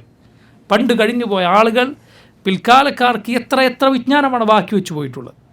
ഒരു സംശയവുമില്ല. ഇക്കണ്ട ഉലമാവും ഇക്കണ്ട പണ്ഡിതന്മാരും ഒക്കെ കഴിഞ്ഞു പോയിട്ടാണ് സഅദി വന്നത്. ഇക്കണ്ട പണ്ഡിതന്മാരൊക്കെ കഴിഞ്ഞു പോയിട്ടാണ് ബിൻ ബാസ് വന്നത്. ഇക്കണ്ട മുഹദ്ദിസുകളൊക്കെ കാലങ്ങൾ കഴിഞ്ഞു പോയി. എന്നിട്ടാണ് ഇമാം അൽബാനി റഹിമഹുല്ലാഹ് അദ്ദേഹം വന്നത്. അല്ലാഹു റബ്ബുൽ ആലമീൻ ഇബ്നു ഉഥൈമീൻ വന്നത്. അല്ലാഹു റബ്ബുൽ ആലമീൻ അവർക്ക് നൽകിയ ശ്രേഷ്ഠതയുടെ ഭാഗമാണ് ഇന്ന് ഈ കാലത്ത് ആളുകൾ പറയുന്നു, ഒരു ഹദീസ് പറഞ്ഞാൽ റവാഹു അബൂ ദാവൂദ് സഹഹുൽ അൽബാനി, റവാഹു അത്തിർമിദി സഹഹുൽ അൽബാനി. ഇവർ ഈ ഇമാമിയങ്ങളും ഇമാം അൽബാനിയും തമ്മിൽ എത്ര കാലത്തിൻ്റെ വ്യത്യാസമുണ്ട്! സുബ്ഹാനല്ലാഹ്, ആയിരക്കണക്കിന് വർഷങ്ങളുടെ അകലം. പക്ഷെ ആ കാലത്തുള്ളൊരു മുഹദ്ദിസ് ഇത് രേഖപ്പെടുത്തിയിരിക്കുന്നു. ഇതാ അൽബാനി റഹിമഹുല്ലാഹ് ഇത് സഹീഹാണെന്ന് വിലയിരുത്തിയിരിക്കുന്നു. അദ്ദേഹം സ്വന്തമായി കൊണ്ടുവന്ന നിയമങ്ങളുടെ അടിസ്ഥാനത്തിലല്ല, മറിച്ച് മുസ്ലിം ഉമ്മത്ത് അംഗീകരിച്ചിട്ടുള്ള അവരുടെ പണ്ഡിതന്മാർ കൈമാറി വന്നിട്ടുള്ള ഒരു ഹദീസ് സഹീഹാണോ ദഈഫാണോ എന്ന് വിലയിരുത്താനുള്ള മാനദണ്ഡങ്ങളാണ് അദ്ദേഹം ഉപയോഗിച്ചിട്ടുള്ളത്. എന്നിട്ട് അത് സഹീഹാണെന്ന് വിലയിരുത്തുകയാണ് ചെയ്യുന്നത്. അതല്ലാതെ അത് പുതിയതായി കണ്ടുപിടിച്ച ഒരു കാര്യമല്ല. പക്ഷെ അല്ലാഹു റബ്ബുൽ ആലമീൻ ഒരാളെ ഉയർത്താൻ തീരുമാനിച്ചാൽ നോക്കൂ, ആയിരക്കണക്കിന് കൊല്ലം മുമ്പുള്ള ഒരു മുഹദ്ദിസ് ഉദ്ധരിച്ച ഹദീസ്, അത് ഈ കാലത്തുള്ളൊരു ഇമാം സഹിഹാണെന്ന് പറഞ്ഞിരിക്കും. അത് സുബ്ഹാനല്ലാഹ് അദ്ദേഹത്തിൻ്റെ സമകാലികരായ മഹാന്മാരായ പണ്ഡിതന്മാർ അത് അംഗീകരിക്കുന്നു. അദ്ദേഹത്തിൻ്റെ കുറച്ച് ശിഷ്യന്മാരും മാത്രം അങ്ങ് പറഞ്ഞതാണോ? അല്ല. ലാ ഇലാഹ ഇല്ലല്ലാഹ് മുസ്ലിം ലോകം ഒരുപോലെ അംഗീകരിച്ച, ഇമാമത്ത് അംഗീകരിച്ച പണ്ഡിതന്മാർ, ഇമാം ബിൻ ബാസ് റഹിമഹുല്ലാഹ് അദ്ദേഹത്തെ പോലെയുള്ളവർ പറയുകയാണ്, ആകാശത്തിന് കീഴിൽ ഇക്കാലത്ത് ഹദീസിൽ അൽബാനിയെ പോലെ വിജ്ഞാനമുള്ള ഒരാളെ ഞാൻ കണ്ടിട്ടില്ല. അള്ളാഹുവിൻ്റെ ഫദ്ലാണ്. അതാണ് പറയുന്നത്, ഖം തറക മുതഖദ്ദിം ലിമുതഅഖിർ. പണ്ടുകാലത്ത് കഴിഞ്ഞു പോയവർ പിൽക്കാലക്കാർക്ക് എത്രയാണ് ബാക്കി വെച്ചു പോയിട്ടുള്ളത്. ഇനിയും അങ്ങനെ തന്നെയാണ്. ഈ വിജ്ഞാനം എന്ന് പറയുന്നത് അത് ഈ ആളുകൾ പറയുന്നത് പോലെ ഇസ്തിഹാദിൻ്റെ വാതിൽ കൊട്ടിയടക്കപ്പെട്ടു ഇനി ഒരാൾക്കത് സാധിക്കില്ല, അങ്ങനെയില്ല. ഇത് പഠിക്കാൻ അള്ളാഹു റബ്ബുൽ ആലമീൻ തുറന്നു വെച്ചിരിക്കുന്നു. റബ്ബ് സുബ്ഹാനഹു വ തആല ഈ വിജ്ഞാനം അത് തുറന്നു വെച്ചിരിക്കുന്നു. ഇൽമ് അതിൻ്റെ ആളുകളെ ഉയർത്തും. യർഫഇല്ലാഹു അല്ലദീന ആമനു മിൻകും വല്ലദീന ഊതുൽ ഇൽമ ദറജാത്ത്. ഇത് ഏത് കാലത്തുമുള്ളതാണ്. അള്ളാഹു നിങ്ങളിൽ ഈമാനുള്ള അതുപോലെ വിജ്ഞാനമുള്ള ആളുകളെ റബ്ബ് ഉയർത്തുന്നതാണ്. അതുകൊണ്ട് ആ വിജ്ഞാനം പഠിക്കാൻ ഉള്ള ഏതൊരാൾക്കും അത് സ്വാഗതമോതും. റസൂലുള്ളാഹി സ്വല്ലല്ലാഹു അലൈഹി വസല്ലമയുടെ അരികിൽ സഫ്വാൻ റളിയല്ലാഹു അൻഹു വന്നു. അദ്ദേഹം പറഞ്ഞു, ജിഅ്തു അത്ലുബുൽ ഇൽം, നബിയെ ഞാനൊരു അറിവ് അന്വേഷിച്ച് ഞാൻ ദീൻ പഠിക്കാൻ വന്നതാണ്. നബി സല്ലല്ലാഹു അലൈഹി വസല്ലം പറഞ്ഞു, മർഹബൻ ബി താലിബിൽ ഇൽം, മർഹബൻ ബി താലിബിൽ ഇൽം, മർഹബൻ ബി സഫ്വാൻ എന്ന് നബി പറഞ്ഞില്ല. പിന്നെ മർഹബൻ ബി താലിബിൽ ഇൽം, അറിവ് പഠിക്കുന്നവന് സ്വാഗതം. അന്ത്യനാൾ വരെ ഇൽമ പഠിക്കാൻ മുന്നോട്ട് വരുന്ന ആൾക്ക് നബി സല്ലല്ലാഹു അലൈഹി വസല്ലമയുടെ മർഹബ, നബിയുടെ സ്വാഗതം ആശംസയായി ഉണ്ട്. സുബ്ഹാനല്ലാഹ്, അതിനേക്കാൾ വലിയ ഫضൽ എന്താണുള്ളത്? പറഞ്ഞു വന്നത് നോക്കൂ, തഖ്ലീദിനും ഇജ്തിഹാദിനും ഇടയിൽ എന്തുണ്ട്? ഇത്തിബാ, തെളിവിനെ പിൻപറ്റുക എന്നതുണ്ട്, യാതൊരു സംശയവുമില്ല. അതുപോലെ നോക്കൂ, തഖ്ലീദ് എന്ന് പറയുന്നത് ഒരിക്കലും ഒരാൾക്ക് എല്ലാ കാര്യത്തിലും റബ്ബിനോട് ന്യായമായി പറയാൻ സാധിക്കുകയില്ല. റബ്ബേ എനിക്ക് അറിയില്ലായിരുന്നു, അതുകൊണ്ട് നിന്നെ മാത്രം ആരാധിക്കണം എന്ന കാര്യം ഞാൻ പഠിച്ചില്ല. അല്ല, മറിച്ച് അവനത് പഠിക്കൽ നിർബന്ധമാണ്. അവനെ സംബന്ധിച്ചിടത്തോളം അത് പഠിക്കുക എന്നത് നിർബന്ധമാണ്. ഓരോരുത്തരും എന്ത് ചെയ്യണം? അത് പഠിച്ചിരിക്കണം. റബ്ബ് സുബ്ഹാനഹു വ തആല അവന് പഠിക്കാനുള്ള സാഹചര്യങ്ങൾ ഒരുക്കിയിരിക്കുന്നു. ഇപ്പോൾ വഴികേടിലായ ആളുകൾ അത് റബ്ബിൻ്റെ മുന്നിൽ ന്യായമായി പറയരുത്, മറിച്ച് റബ്ബ് അവന് കൽബും കണ്ണും കാതും കൽബും എല്ലാം നൽകിയിട്ടുണ്ട്. അത് ഒരാൾക്ക് അവൻ എത്ര ശ്രമിച്ചാലും സാധിക്കാത്ത അവസ്ഥയിൽ ഉണ്ടെങ്കിൽ ഒഴികെ. അപ്പോൾ നോക്കൂ, തഖ്ലീദ് എന്ന് പറയുന്നത് അതുണ്ട്. പക്ഷേ അള്ളാഹു റബ്ബുൽ ആലമീൻ അവൻ ഓരോ മനുഷ്യനും നിർബന്ധമാക്കിയ ബാധ്യതകളിൽ ഒരാൾ പഠിച്ചിരിക്കൽ നിർബന്ധമാണ്. നിങ്ങൾ നോക്കൂ, അള്ളാഹു പറയുന്നു, ഫവൈലുൽ ലില്ലദീന അതുപോലെ ഈ ആയത്തിൽ ശ്രദ്ധിക്കുക, ഈ ആയത്തിൽ കേവല പാരായണം മാത്രം ഒരാൾ പഠിക്കുക, അർത്ഥം പഠിക്കാതിരിക്കുക എന്നത് ശരിയല്ല. മറിച്ച് അതിൻ്റെ അർത്ഥവും ആശയവും ഗ്രഹിക്കാൻ ഓരോരുത്തരും പരിശ്രമിക്കേണ്ടതുണ്ട് എന്ന സൂചന ഉണ്ട്. കാരണം പാരായണം മാത്രം അറിയുന്ന ആളുകളെ അള്ളാഹു റബ്ബുൽ ആലമീൻ ഈ ആയത്തിൽ അവരെ ആക്ഷേപിക്കുകയാണ് ചെയ്തിട്ടുള്ളത്. മിൻഹും ഉമ്മിയൂന ലാ യഅലമൂന അൽ കിതാബ ഇല്ലാ അമാനി വഇൻഹും ഇല്ലാ യദുന്നൂൻ. അതുകൊണ്ട് അവരുടെ മുന്നിലുള്ളത് പിന്നെ എന്താണ്? ഊഹങ്ങൾ മാത്രം, ഊഹിക്കുക മാത്രമാണ്. അത് അങ്ങനെയാണ്, ഇതിങ്ങനെയാണ്. അതുകൊണ്ട് ആളുകൾ അവരുടെ നേതാക്കന്മാർ തോന്നിയ അവസ്ഥയിലേക്ക് കൊണ്ടുപോകും, തോന്നിയതുപോലുള്ള അവസ്ഥയിലേക്ക് കൊണ്ടുപോകും. അവരുടെ വിജ്ഞാനം എന്ന് പറയുന്നത് നോക്കുക, അവരുടെ പുരോഹിതന്മാരിൽ ഒതുങ്ങിയിരിക്കുന്നു. അതുകൊണ്ടാണ് അവരുടെ പുരോഹിതന്മാർക്ക് അവർ നൽകുന്ന സ്ഥാന ബഹുമാനങ്ങൾ പരിധി വിട്ട സ്ഥാന ബഹുമാനങ്ങളാണ്. ഇക്കാലത്തും അതെ,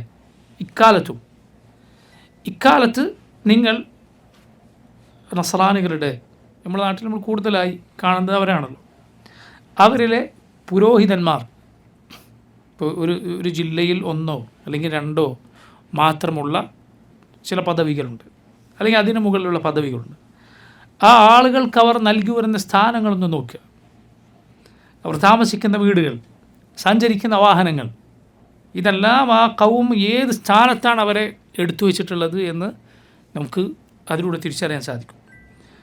അതുകൊണ്ടാണ് അവരിൽ ആർക്കെങ്കിലും എന്തെങ്കിലും ഒരു ദുഷ്പേരോ മറ്റോ ഉണ്ടാകുന്ന എന്തെങ്കിലും കുറ്റകൃത്യങ്ങളിലോ മറ്റോ ഏർപ്പെട്ടതായി കണ്ടാൽ അവർ ഒന്നാകെ അതിനെ പ്രതിരോധിക്കാൻ ഇറങ്ങുന്നത് നമ്മൾ കാണുന്നത്. എല്ലാ രൂപത്തിലുള്ള സ്വാധീനവും പണവുമെല്ലാം അതിനുവേണ്ടി ഉപയോഗിക്കുന്നത്. കാരണം പുരോഹിതന്മാരെ ആ കൗം എടുത്തു വെച്ചിട്ടുള്ളത് ഈ രൂപത്തിനാണ്. എന്നാൽ മുസ്ലിമീങ്ങളിലെ യഥാർത്ഥത്തിൽ ഏറ്റവും ഖൈറായ ആളുകൾ അവരിലെ ഉലമാ ആണ്. യഥാർത്ഥ ഉലമാ ആണ് ഞാൻ പറഞ്ഞു വരുന്നത്. അല്ലാതെ പണ്ഡിത വേഷം കിട്ടിയ ആളുകളോ ജനങ്ങൾ ആലിമുകളാണെന്ന് ധരിച്ചു വച്ചവരോ അല്ല. മുൻഗാമികൾ പറഞ്ഞതുപോലെ അൽ ഉലമാ സലാസ, ഉലമാ എന്നാൽ അവർ 3 കൂട്ടരാണ്. ഒന്ന് ആലിമുൻ ബില്ലാഹ് ജാഹിലുൻ ബിദീനില്ലാ, അള്ളാഹുവിനെ അറിഞ്ഞവൻ പക്ഷെ അള്ളാഹുവിനെ ദീൻ അവൻ അറിയില്ല. അങ്ങനെയുള്ള അള്ളാഹുവിന് അവന് പേടിയുണ്ടാവും, പക്ഷേ റബ്ബിൻ്റെ ദീനിൻ്റെ കാര്യത്തിൽ അവൻ വിവരക്കേടുകൾ പറയും. ബിദ്അത്തിൻ്റെ നേതാക്കന്മാർ അള്ളാഹുവിന് പേടിയുണ്ട് എന്ന അനുയായികൾ വിചാരിക്കുന്ന ചില നേതാക്കന്മാരുണ്ട്. ശരിയാണ്, അവർ കാണുന്നത് ഇവർ തഹജ്ജുദ് നിസ്കരിക്കുന്നതായിരിക്കും, ഹലാലുകളുടെ കാര്യത്തിൽ വളരെ സൂക്ഷിക്കും. പക്ഷേ ജനങ്ങളെ കൊണ്ടുപോകുന്നത് ബിദ്അത്തുകളിലേക്കും ശിർക്കിയാത്തുകളിലേക്കൊക്കെ ആയിരിക്കും. നമ്മുടെ നാട്ടിൽ നിങ്ങൾ കേട്ടിട്ടില്ലേ പഴയ ചില അവരുടെ വലിയ പണ്ഡിതന്മാരെ കുറിച്ച് പറയാറുള്ളത്? ആൾ ബസ്സിലാണ് എപ്പോഴും സഞ്ചരിക്കുക, അതുപോലെ മരക്കച്ചവടം ചെയ്ത് ജീവിച്ച ആളായിരുന്നു. സ്വന്തമായി അങ്ങാടിയിൽ പോയി മീൻ വാങ്ങി വരും, എന്നാൽ നമ്മളെ പ്രസ്ഥാനത്തിൻ്റെ ഏറ്റവും ടോപ്പ് നേതാവാണ്. അങ്ങനെ പറഞ്ഞ അണികൾ അങ്ങനെ ബഹുമാനിക്കുന്ന ആളുകളുണ്ട്. അദ്ദേഹം ഒരു ദിവസം പോലും തഹജ്ജുദ് മുടക്കാറില്ലായിരുന്നു, ഒരു കറാഹത്ത് പോലും ചെയ്യാത്ത ആളായിരുന്നു എന്നിങ്ങനെ അണികൾ പറയുന്ന ആളുകളുണ്ട്. പഴയ കാലത്തെ ബിദ്അത്തിൻ്റെ നേതാക്കന്മാരിലും ഇങ്ങനെയുള്ള ആളുകളുണ്ടായിരുന്നു. അള്ളാഹുവിൻ്റെ ആയത്തുകൾ കേട്ടാൽ, റബ്ബിനെ കുറിച്ച് സംസാരിക്കാൻ തുടങ്ങിയാൽ അവർ കരയും. അവരുടെ വസ്ത്രങ്ങളൊക്കെ കീറി പറഞ്ഞതായിരുന്നു. പക്ഷേ ബിദ്അത്തിൻ്റെ തലതൊട്ടപ്പന്മാരായിരുന്നു. ഇങ്ങനെയുള്ള ആളുകളുണ്ടായിരുന്നു മുൻഗാമികളിൽ. അള്ളാഹുവിന് അവന് പേടിയുണ്ടാവും, പക്ഷെ റബ്ബിൻ്റെ ദീൻ അവൻ ശരിക്കും മനസ്സിലാക്കിയിട്ടില്ല. അവരെ കൊണ്ടുള്ള ഷർറ് സുബ്ഹാനല്ലാഹ് വളരെ വലുതായിരിക്കും. കാരണം അവരെ കൊണ്ട് ഒരുപാട് ആളുകൾ വഴിതെറ്റും. എന്നാൽ രണ്ടാമത്തേത് ആലിമും ബിദീനില്ല ജാഹിലും ബില്ലാഹ്, അള്ളാഹുവിൻ്റെ ദീൻ അവൻ അറിയാം, പക്ഷെ അവന് അള്ളാഹുവിനെ അറിയില്ല. അതുകൊണ്ട് അവൻ എന്ത് ചെയ്യും? ദീൻ അവൻ്റെ വയറ് നിറക്കാൻ, അവൻ്റെ ദുനിയാവിലെ സുഖസൗകര്യങ്ങളും ദുനിയാവിലെ സ്ഥാനമാനങ്ങളും സൗകര്യങ്ങളും നേടിയെടുക്കാനുള്ള ഉപാധിയായി ഉപയോഗിക്കും. കാരണം അവൻ അള്ളാഹിനെ അറിയില്ല, അതുകൊണ്ട് റബ്ബിന് പേടിയില്ല. ദീൻ വിറ്റവൻ കളിക്കും, തോന്നിയവർക്ക് തോന്നിയ ഫത്വകൾ നൽകും, തോന്നിയതുപോലെ ദീൻ വളച്ചു കെട്ടും. എന്തിനു വേണ്ടി? തൻ്റെ സ്ഥാനമാനങ്ങൾ പോകാതിരിക്കാൻ. ദുനിയാവിൽ അങ്ങേയറ്റം മതിമറന്ന ആളുകളായിരിക്കും. ഇവരെ നോക്കൂ, തിരിച്ചറിയേണ്ടവർ തിരിച്ചറിയും. അങ്ങനെയുള്ള ചില ആളുകൾ അവരുടെ ഒരു ഫ്രോഡാണ് എന്ന് പെട്ടെന്ന് ആളുകൾക്ക് മനസ്സിലാവും. ദീൻ വിറ്റ് ജീവിക്കുന്ന ആളുകളായിരിക്കും, പക്ഷെ അവർ ജനങ്ങളെ പറ്റിക്കും, ദീൻ പറഞ്ഞ് ജനങ്ങളെ വഞ്ചിക്കും, എന്നിട്ട് ദുനിയാവ് നേടിയെടുക്കും. കാരണം അവർക്ക് യഥാർത്ഥത്തിൽ അള്ളാഹുവിൽ വിശ്വാസമില്ല. കാരണം അവന് റബ്ബിനെ അറിയില്ല. റബ്ബിനെ അറിയുള്ളവനാണ് റബ്ബിൽ വിശ്വസിക്കുക. പക്ഷെ ജനങ്ങളുടെ കണ്ണിൽ ഇത് രണ്ടും ആലിമുകളാണ്. പക്ഷേ മൂന്നാമത്തെ വിഭാഗമുണ്ട്, ആലിമുൻ ബില്ലാഹ് വ ആലിമുൻ ബിദീനില്ല. അവരാണ് യഥാർത്ഥ ഉലമ. അവൻ അള്ളാഹുവിനെ അറിയാം, അള്ളാഹുവിൻ്റെ ദീനും അറിയാം. അള്ളാഹുവിൻ്റെ ദീനും അറിയാം. അവരാണ് യഥാർത്ഥ ഉലമ. യഥാർത്ഥത്തിൽ റബ്ബിനെ ഭയപ്പെടുന്ന ആളുകളവനാണ്. ഈ ഇൽമ് എത്ര വർദ്ധിക്കുന്നുവോ അവൻ അത്രയും അള്ളാഹുവിനെ പേടിയുണ്ടാവും, അത്രയും അവർക്ക് ആളുകളെ ഭയമുണ്ട്. അതുകൊണ്ടാണ് ആളുകളുടെ കാര്യത്തിൽ അള്ളാഹുവിനെ അവർ സൂക്ഷിക്കും. അതാണ് പണ്ഡിതന്മാർ പറഞ്ഞത്, ഈ ഉമ്മത്തിൽ ഏറ്റവും ശ്രേഷ്ഠർ ഈ ഉമ്മത്തിലെ ഉലമ ആണ്. ഈ ഉലമ ആണ് ഇവിടെ ഉദ്ദേശം. എന്നാൽ പഴയ ഉമ്മത്തുകളിൽ ഏറ്റവും മോശക്കാർ അവരിലെ ഉലമ ആയിരിക്കും. പഴയ ഉമ്മത്തുകളിൽ ഏറ്റവും മോശക്കാർ അവരിലെ പുരോഹിതനും പണ്ഡിതന്മാരുമായിരിക്കും. എന്നാൽ ഈ ഉമ്മത്തിലെ പ്രത്യേകത, ഈ ഉമ്മത്തിലെ ഏറ്റവും ഹൈറായ ആളുകൾ ഈ ഉമ്മത്തിലെ ഉലമ ആണ്. അതുകൊണ്ട് നോക്കൂ, അവരുടെ സ്മരണകൾ ഒരിക്കലും അവസാനിക്കുന്നില്ല, അവരുടെ ഓർമ്മകൾ ഒരിക്കലും തീർന്നു പോകുന്നില്ല. അഹ്ലുസുന്നത്തിൻ്റെ മഹാന്മാരായ ഉലമാഇനെ കുറിച്ച് നിങ്ങൾ ചിന്തിച്ചു നോക്കൂ, അവരുടെ പേരുകൾ മാഞ്ഞു പോകുന്നില്ല. നിങ്ങൾ ഈ കാണുന്ന ഈ ഏതെങ്കിലും സ്പോർട്സ് താരങ്ങളോ അല്ലെങ്കിൽ സിനിമാ താരങ്ങളോ എന്തായിരിക്കും ഇവരുടെ സൽപ്പേരിൻ്റെ, ആളുകൾ വിചാരിക്കുന്ന സൽപ്പേരിൻ്റെ സ്ഥിതി?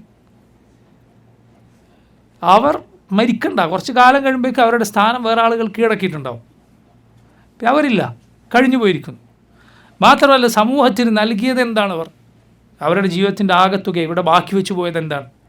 കുറേ തോന്നിവാസികൾ ഉണ്ടാക്കി എന്നല്ലാതെ, കുറേ വൃത്തികേടിൻ്റെ ആളുകളെ ഇവിടെ ഉണ്ടാക്കി വെച്ചു എന്നല്ലാതെ എന്താണ് അവർ ചെയ്യുന്നത്? ഇല്ല.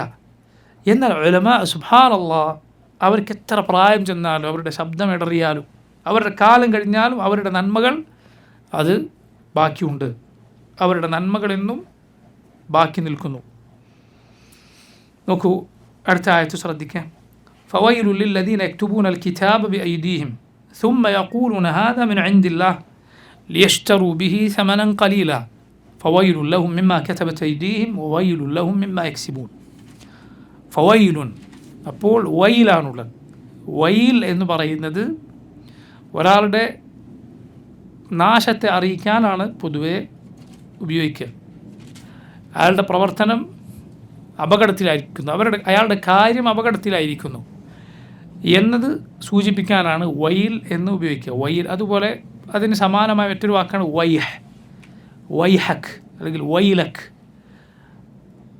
ഇത് രണ്ടും ഒരാളുടെ അപകടത്തെ സൂചിപ്പിക്കാനാണ് ഉപയോഗിക്കുക. പക്ഷേ അതിൽ കൂടുതൽ ഗൗരവമുള്ള പ്രയോഗമാണ് വൈൽ എന്നത്. എപ്പോഴും നാശം എന്ന അർത്ഥത്തിലല്ല. ഇപ്പോൾ ഉദാഹരണത്തിന് വൈഹ് ഉപയോഗിക്കുകയുള്ളൂ. ഇപ്പോൾ വൈഹ് എവിടെ കണ്ടാലും ചില ആളുകൾ മലയാളത്തിൽ അതിന് നാശം എന്ന അർത്ഥം പറയുന്നത് കാണാം. പക്ഷെ അങ്ങനെയല്ല. ഒരാളുടെ അവസ്ഥയിൽ ഖേദം സൂചിപ്പിക്കാൻ വൈഹ് ഉപയോഗിക്കും. വൈഹ്, ഹാ. അതുപോലെ വൈൽ എന്നതും ചില സന്ദർഭത്തിൽ അങ്ങനെയല്ലാതെ ഒരു ശാപവാക്കല്ലാതെ ഉപയോഗിക്കുന്ന പദമാണ് വൈൽ എന്നതും. പക്ഷെ വൈഹ് പ്രത്യേകിച്ച് വൈൽ എന്ന് പറയുന്നതിനേക്കാൾ ഗൗരവം കുറഞ്ഞതാണ് വൈഹക് എന്ന് പറയുന്ന പ്രയോഗം. പിന്നെ സല്ലല്ലാഹു അലൈഹി വസല്ലം പറഞ്ഞത് കാണാം, വൈഹ അമ്മാർ. വൈഹ അമ്മാർ എന്താണ് അവിടെ? അമ്മാറിൻ്റെ കാര്യം കഷ്ടമാണെന്നാണ്. അഥവാ അമ്മാറിൻ്റെ കാര്യം എന്തൊരു പ്രയാസമുണ്ടാക്കുന്ന അവസ്ഥയാണ്. എന്താണ് പറയുന്നത്? വൈഹ അമ്മാർ തഖ്തുലുഹുൽ ഫിഅത്തുൽ ബാഗിയ. അദ്ദേഹത്തെ പിന്നീട് അതിക്രമികളായ ഒരു വിഭാഗം കൊലപ്പെടുത്തും എന്നാണ്. അമ്മാർ റളിയല്ലാഹു അൻഹു പിൽക്കാലത്ത് കൊല്ലപ്പെട്ടു. അതിനെ സൂചിപ്പിക്കണം. ചില വായത്തുകൾ കാണാം, വൈഹ ഇബ്നു സുമയ്യ തഖ്തുലുഹുൽ ഫിഅത്തുൽ ബാഗിയ. അവിടെ സജഅ ഒത്തു വന്ന് നോക്കൂ. വൈഹ ഇബ്നു സുമയ്യ തഖ്തുലുഹുൽ ഫിഅത്തുൽ ബാഗിയ. സുമയ്യയുടെ മകൻ ആരാണത്? അമ്മാർ റളിയല്ലാഹു അൻഹു. തഖ്തുലുഹുൽ ഫിഅത്തുൽ ബാഗിയ. സല്ലല്ലാഹു അലൈഹി വസല്ലം ആളുകളെല്ലാം ഒരു കല്ലെടുത്ത് നടക്കുമ്പോൾ ഖന്തഖിൽ അല്ലെങ്കിൽ മസ്ജിദ് നിർമ്മിക്കുന്ന സന്ദർഭത്തിൽ, രണ്ട് സന്ദർഭത്തിനും ഇങ്ങനെ കല്ല് ചുമന്നു പോയ ഒരു സന്ദർഭം ഉണ്ടായിരുന്നു. അമ്മാർ 2 കല്ലുകൾ ചുമന്നു എന്നാണ്. സല്ലല്ലാഹു അലൈഹി വസല്ലം അമ്മാറിൻ്റെ ശരീരത്തിലെ മണ്ണ് തട്ടിയിട്ട് പറഞ്ഞു എന്നാണ്, വൈഹ അമ്മാർ തഖ്തുലുഹുൽ ഫിഅത്തുൽ ബാഗിയ. അപ്പോൾ നമുക്ക് പറഞ്ഞു വന്നത് അവിടെ എന്തല്ല, ഒരാളുടെ നാശം എന്ന അർത്ഥത്തില്ല. പലരും വൈഹ എന്ന് കണ്ടാൽ ഉടനെ മലയാളത്തിൽ നാശം എന്ന് പരിഭാഷപ്പെടുത്താറില്ല. അല്ല, ശ്രദ്ധിക്കണം. അത് പിന്നെ എല്ലാ സന്ദർഭത്തിലും അങ്ങനെ ആകണമെന്നില്ല. പ്രത്യേകിച്ച് ഈ കാലത്ത് ഹദീസുകളും പണ്ഡിതന്മാരുടെ വാക്കുകളൊക്കെ ആളുകൾക്ക് പിന്നെ ഉപയോഗിച്ചും മറ്റുമൊക്കെ പരിഭാഷപ്പെടുത്താൻ സാധിക്കുന്നത് കൊണ്ട് തോന്നിയതുപോലെ പരിഭാഷപ്പെടുത്തുന്നത് പലയിടത്തും കാണാറുണ്ട്. ശ്രദ്ധിക്കണം. അത് ആളുകളോട് ചോദിച്ച് ഉറപ്പ് വരുത്തണം, ഇതിൻ്റെ അർത്ഥം ഇങ്ങനെയാണോ ശരിയാണോ എന്നിട്ടല്ലാതെ പരിഭാഷപ്പെടുത്തരുത്. വളരെ ശ്രദ്ധിക്കേണ്ട കാര്യമാണ്. ഫവൈലുൽ ലദീന യക്തുബൂനൽ കിതാബ ബിഐദീഹിം. കിതാബ് സ്വന്തം കൈകൾ കൊണ്ട് എഴുതി ഉണ്ടാക്കുന്നവർക്ക് നാശം. ഇവിടെ നാശം എന്ന അർത്ഥം യോജിക്കുന്ന അർത്ഥമാണ്. കാരണം ഇവിടെ മോശക്കാരായ ആളുകളെ കുറിച്ചാണ് അള്ളാഹു പറയുന്നത്. സ്വന്തം കൈകൾ കൊണ്ടവർ കിതാബുകൾ എഴുതി ഉണ്ടാക്കി സുമ്മ യഖൂലൂൻ, എന്നിട്ട് അവർ പറയുന്നു, ഹാദാ മിൻ ഇൻദില്ലാഹ്, ഇത് അള്ളാഹുവിൻ്റെ പക്കൽ നിന്നുള്ളതാണ്. ലിയഷ്തറൂ ബിഹി സമനൻ ഖലീല. ലിയഷ്തറൂ ബിഹി, അതുകൊണ്ട് വാങ്ങാൻ, സമനൻ ഖലീലൻ, തുച്ഛമായ വില വാങ്ങാൻ. ഫവൈലുൽ ലഹും മിമ്മാ കസബത് ഐദീഹിം, അവരുടെ കൈകൾ എഴുതി വച്ചത് കാരണത്താൽ അവർക്ക് നാശം. വവൈലുൽ ലഹും മിമ്മാ യക്സിബൂൻ, അവർ സമ്പാദിച്ചത് വകയിലും അവർക്ക് നാശം. ഈ ആയത്തിൽ നോക്കൂ, അള്ളാഹു വൈൽ എന്ന് എത്ര തവണ പറഞ്ഞു? 3 തവണ പറഞ്ഞു. ഫവൈലുൽ ലില്ലദീന യക്തുബൂൻ എന്ന് തുടക്കത്തിൽ, പിന്നെ അവസാനം ഫവൈലുൽ ലഹും മിമ്മാ കസബത് ഐദീഹിം, വീണ്ടും വവൈലുൽ ലഹും മിമ്മാ യക്സിബൂൻ. അത്രയും മോശമായ കാര്യമാണ്. അങ്ങേറ്റം കൽബ് ദുഷിച്ചവർക്കല്ലാതെ ഇത് ചെയ്യാൻ കഴിയില്ല. സ്വന്തം കൈകൊണ്ട് കിതാബുണ്ടാക്കി ഇത് പറയുകയാണെന്ത്, ഇത് അള്ളാഹുവിൻ്റെ കിതാബാണ്. എന്നിട്ട് അവരതുകൊണ്ട് പണം സമനും കലീൽ സമ്പാദിക്കുകയാണ്.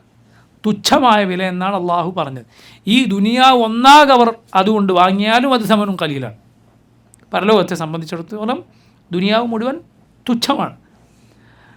അതുകൊണ്ട് അവർ വാങ്ങിയത് എന്താണ്? ദുനിയാവിലെ സ്ഥാനമാനങ്ങളും ദുനിയാവിലെ അവരുടെ സൗകര്യങ്ങളുമൊക്കെയാണ് അവർ വാങ്ങിയത്. ഇത് പഴയ കിതാബ് നൽകപ്പെട്ട ആളുകളുടെ സ്ഥിരം രീതിയായിരുന്നു.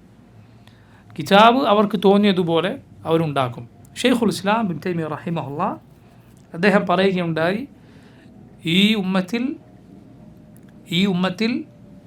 തങ്ങളുടെ പിഴച്ച വാദഗതികൾക്ക് ഖുർആനിൽ നിന്നും സുന്നത്തിൽ നിന്നും തെളിവുണ്ടാക്കുന്ന ആളുകൾക്ക് ഇത് ബാധകമാണ്. കാരണം അവർ പറയുന്നത് യഥാർത്ഥത്തിൽ ഇതാണ്. അവർക്ക് തോന്നിയത് എഴുതുക, അവർക്ക് തോന്നിയത് വാദിക്കുക, എന്നിട്ട് പറയുക ഇതാണ് ദീൻ, ഇതാണ് മുൻഗാമികളുടെ മാർഗം, ഇതാണ് സത്യം, ഇതാണ് ഖുർആനും സുന്നത്തും പഠിപ്പിച്ചത് എന്നവർ പറഞ്ഞാൽ യഥാർത്ഥത്തിൽ യഹൂദികൾ ചെയ്യുന്ന ഈ പരിപാടിയാണ് അവർ പറയുന്നത്. സ്വന്തം ആശയം എന്നിട്ട് ഇത് അള്ളാഹുവിൽ നിന്നുള്ളതാണെന്ന് പറയുക. ബിദ്അത്തിന്റെ കക്ഷികൾ അവർക്ക് ഇത് ബാധകമാകും. എത്രത്തോളം സുബ്ഹാനല്ലാഹ് പണ്ഡിതന്മാർ പറഞ്ഞു, ചില ഫുഖഹാക്കൾക്ക് വരെ ഇത് ബാധകമാകുമെന്നാണ്. എന്ന് പറഞ്ഞാൽ കർമ്മശാസ്ത്രം പറയുന്ന ആളുകൾ അവരതുവരെ പറഞ്ഞു വന്ന മദ്ഹബ്, അവർ അതുവരെ സ്വീകരിച്ചു വന്ന അഭിപ്രായം ശരിയാണ് എന്ന് സ്ഥാപിക്കാൻ ഖുർആനും സുന്നത്തും അവർ വളച്ചു കെട്ടുകയാണ് എങ്കിൽ ഈ ആയത്തിൽ പറഞ്ഞ താക്കീത് ബാധകമാകും. ഒരിക്കലും ചെയ്യാൻ പാടില്ല, ഒരിക്കലും ചെയ്യരുത്. തങ്ങളുടെ മദ്ഹബാണ് ശരിയെന്ന് സ്ഥാപിക്കാൻ അങ്ങനെ പറയാൻ പാടില്ല. മദ്ഹബ് ഇസ്ലാമിലെ അഹ്ലുസുന്നത്തിൻ്റെ ഫിഖ്ഹിൻ്റെ 4 മദ്ഹബുകൾ മുമ്പ് നമ്മൾ പറഞ്ഞതുപോലെ അതിന് നല്ല ഒരു ഉദാഹരണമാണ്. 4 മദ്രസ പോലെയാണത്, അല്ലേ? എല്ലായിടത്തും പഠിപ്പിക്കുന്നത് ഒന്നാണ്, പക്ഷേ സിലബസ് വ്യത്യസ്തമായിരിക്കും. അത് പഠിപ്പിക്കാൻ എഴുതിയ പുസ്തകം 4 രൂപത്തിലായിരിക്കും, പക്ഷെ സംഗതി ഒന്നാണ്. എന്നതുപോലെയാണ് അഹ്ലുസുന്നത്തിൻ്റെ 4 മദ്ഹബുകൾ എന്ന് പറയുന്നത്. പക്ഷേ ഇത് പിൽക്കാലത്ത് എന്തായി മാറി? ഒരു തഅസ്സുബിൻ്റെ, കക്ഷിത്വത്തിൻ്റെ ഒരു വഴിയായി മാറി. എത്രത്തോളം എവിടെ എത്തി? സാവിയെ പോലെയുള്ള ആളുകൾ, നമ്മളെ നാട്ടിലെ സമസ്തക്കാരൊക്കെ ഇമാം സാവി പറഞ്ഞിരിക്കുന്നു എന്നൊക്കെ പറയുന്നതാണ്. സാവിയെ പോലെയുള്ള ആളുകൾ പറഞ്ഞു, നമ്മുടെ മദ്ഹബിന് യോജിക്കാത്ത വല്ല ആയത്തും വന്നാൽ ഇമ്മ മുഅവ്വല ഇമ്മ മർദൂദ, ഒന്നുകിൽ അത് തള്ളിക്കളയണം അല്ലെങ്കിൽ വ്യാഖ്യാനിക്കണം. നമ്മുടെ മദ്ഹബിന് യോജിക്കാത്ത ഒരു ഹദീസ് വന്നാൽ ഇമ്മ മുഅവ്വല ഇമ്മ മർദൂദ, ഒന്നുകിൽ വ്യാഖ്യാനിക്കണം അല്ലെങ്കിൽ തള്ളിക്കളയണം. നിങ്ങൾ നോക്കൊരു നാടൻ മനുഷ്യൻ പറയുന്നത്, ഒരു സാധാരണക്കാരനായ ഒരാൾ, ഇമാം എന്ന് ആളുകൾ പുകഴ്ത്തി പറയുന്ന ഒരാൾ ഇത് പറയുന്നിടത്തേക്ക് എത്തിയെങ്കിൽ അത് ആ രൂപത്തിൽ തഹസ്സുബ്, കക്ഷിത്വം, മദ്ഹബിൻ്റെ കക്ഷിത്വം ആളുകളെ ബാധിച്ചു എന്നതാണ്. ഇങ്ങനെ ഖൈറിന് വേണ്ടി ആണ് ഒരാൾ മദ്ഹബ് അടിസ്ഥാനത്തിൽ ഫിഖ് പഠിക്കുന്നത്. നല്ല കാര്യമാണ്. ഫിഖ് പഠിക്കുമ്പോൾ ഒരു മദ്ഹബ് അനുസരിച്ച് പഠിച്ചാൽ അതിനൊരു തർത്തീബുണ്ടാവും, അതിനൊരു വഴിക്ക് പഠിക്കാൻ പറ്റും. മനസ്സിലായില്ലേ? ഒരാൾ ഒരു ദിവസത്തെ ക്ലാസ്സിന് ഒരു സ്കൂളിൽ പോയി, രണ്ടാമത്തെ ദിവസം വേറൊരു സ്കൂളിലേക്ക് പോയി, അങ്ങനെ പഠിക്കുന്നതാണോ? അല്ല, ഒരു സ്കൂളിൽ തന്നെ പഠിച്ചു പോകുന്നതാണോ ഒരാൾക്ക് തർത്തീബിന് യോജിക്കുക? ഇങ്ങനെ പോയാൽ അയൽമൊക്കെ കിട്ടും. പക്ഷേ ഇത് ഒരു തർത്തീബാണ്, പഠിച്ചു പോകാനുള്ള ഒരു തർത്തീബ്. നീ അതിൽ തന്നെ ഒതുങ്ങിക്കണം എന്നാരും പറയുന്നില്ല. പക്ഷെ ആദ്യത്തെ വഴി അതാണ്. പിന്നെ അങ്ങനെ പഠിക്കാം, പിന്നെ നിനക്ക് വിശാലമായി പഠിക്കാം, നല്ല കാര്യമാണ്. പക്ഷേ നല്ലത് പലതും പിന്നീട് എന്തിലേക്ക് മാറും? കടുത്ത കക്ഷിത്വത്തിലേക്ക് വഴി മാറും. ഉദാഹരണം നമ്മുടെ നാട്ടിലെ സംഘടനകൾ പോലെ, അത് പഴയ കാലത്ത് ജനങ്ങളെ ഒരു തർത്തീബിലാക്കാൻ നല്ല നീയത്തുള്ള ആളുകൾ കൊണ്ടുവന്നതാണ് എന്നാണ് നമ്മൾ വിശ്വസിക്കുന്നത്. അള്ളാഹു അവർക്ക് പുറത്തു കൊടുക്കുമാറാകട്ടെ. പക്ഷേ പിന്നീട് ആളുകൾ എവിടെ എത്തിച്ചു? സുബ്ഹാനല്ലാഹ്, ഒരാളുടെ വലാഇൻ്റെ ബറാഇൻ്റെ, സ്നേഹത്തിൻ്റെ വെറുപ്പിൻ്റെ മാനദണ്ഡമായി ഇത് മാറുന്ന അവസ്ഥയിലേക്ക് ആളുകളത് കൊണ്ടെത്തിച്ചു. മദ്ഹബുകൾ എവിടെ എത്തിയോ അതുപോലെ, അല്ലെങ്കിൽ അതിനേക്കാൾ മോശമായ അവസ്ഥയിലേക്ക് ആളുകൾ കൊണ്ടെത്തിച്ചു. അപ്പോൾ നോക്കൂ, കാര്യങ്ങൾ അത് ദീൻ പഠിപ്പിച്ച അവസ്ഥയിൽ അതിൻ്റെ അളവിലും തൂക്കത്തിനും മനസ്സിലാക്കിയില്ല എങ്കിൽ ഈ രൂപത്തിലാണ് കാര്യങ്ങൾ പോവുക.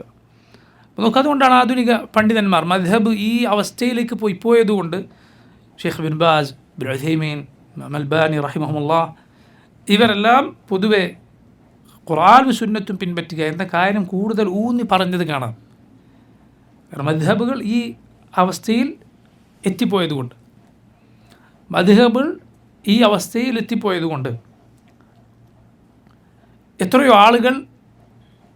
എത്രയോ ആളുകൾ ഈ മദ്ഹബ് അവരുടെ അഖീദ, മദ്ഹബിനെ അന്ധമായി പിൻപറ്റുന്നത് അവരുടെ അഖീദ തന്നെ പിന്നീട് മോശമാക്കിയത് കാണാൻ സാധിക്കും.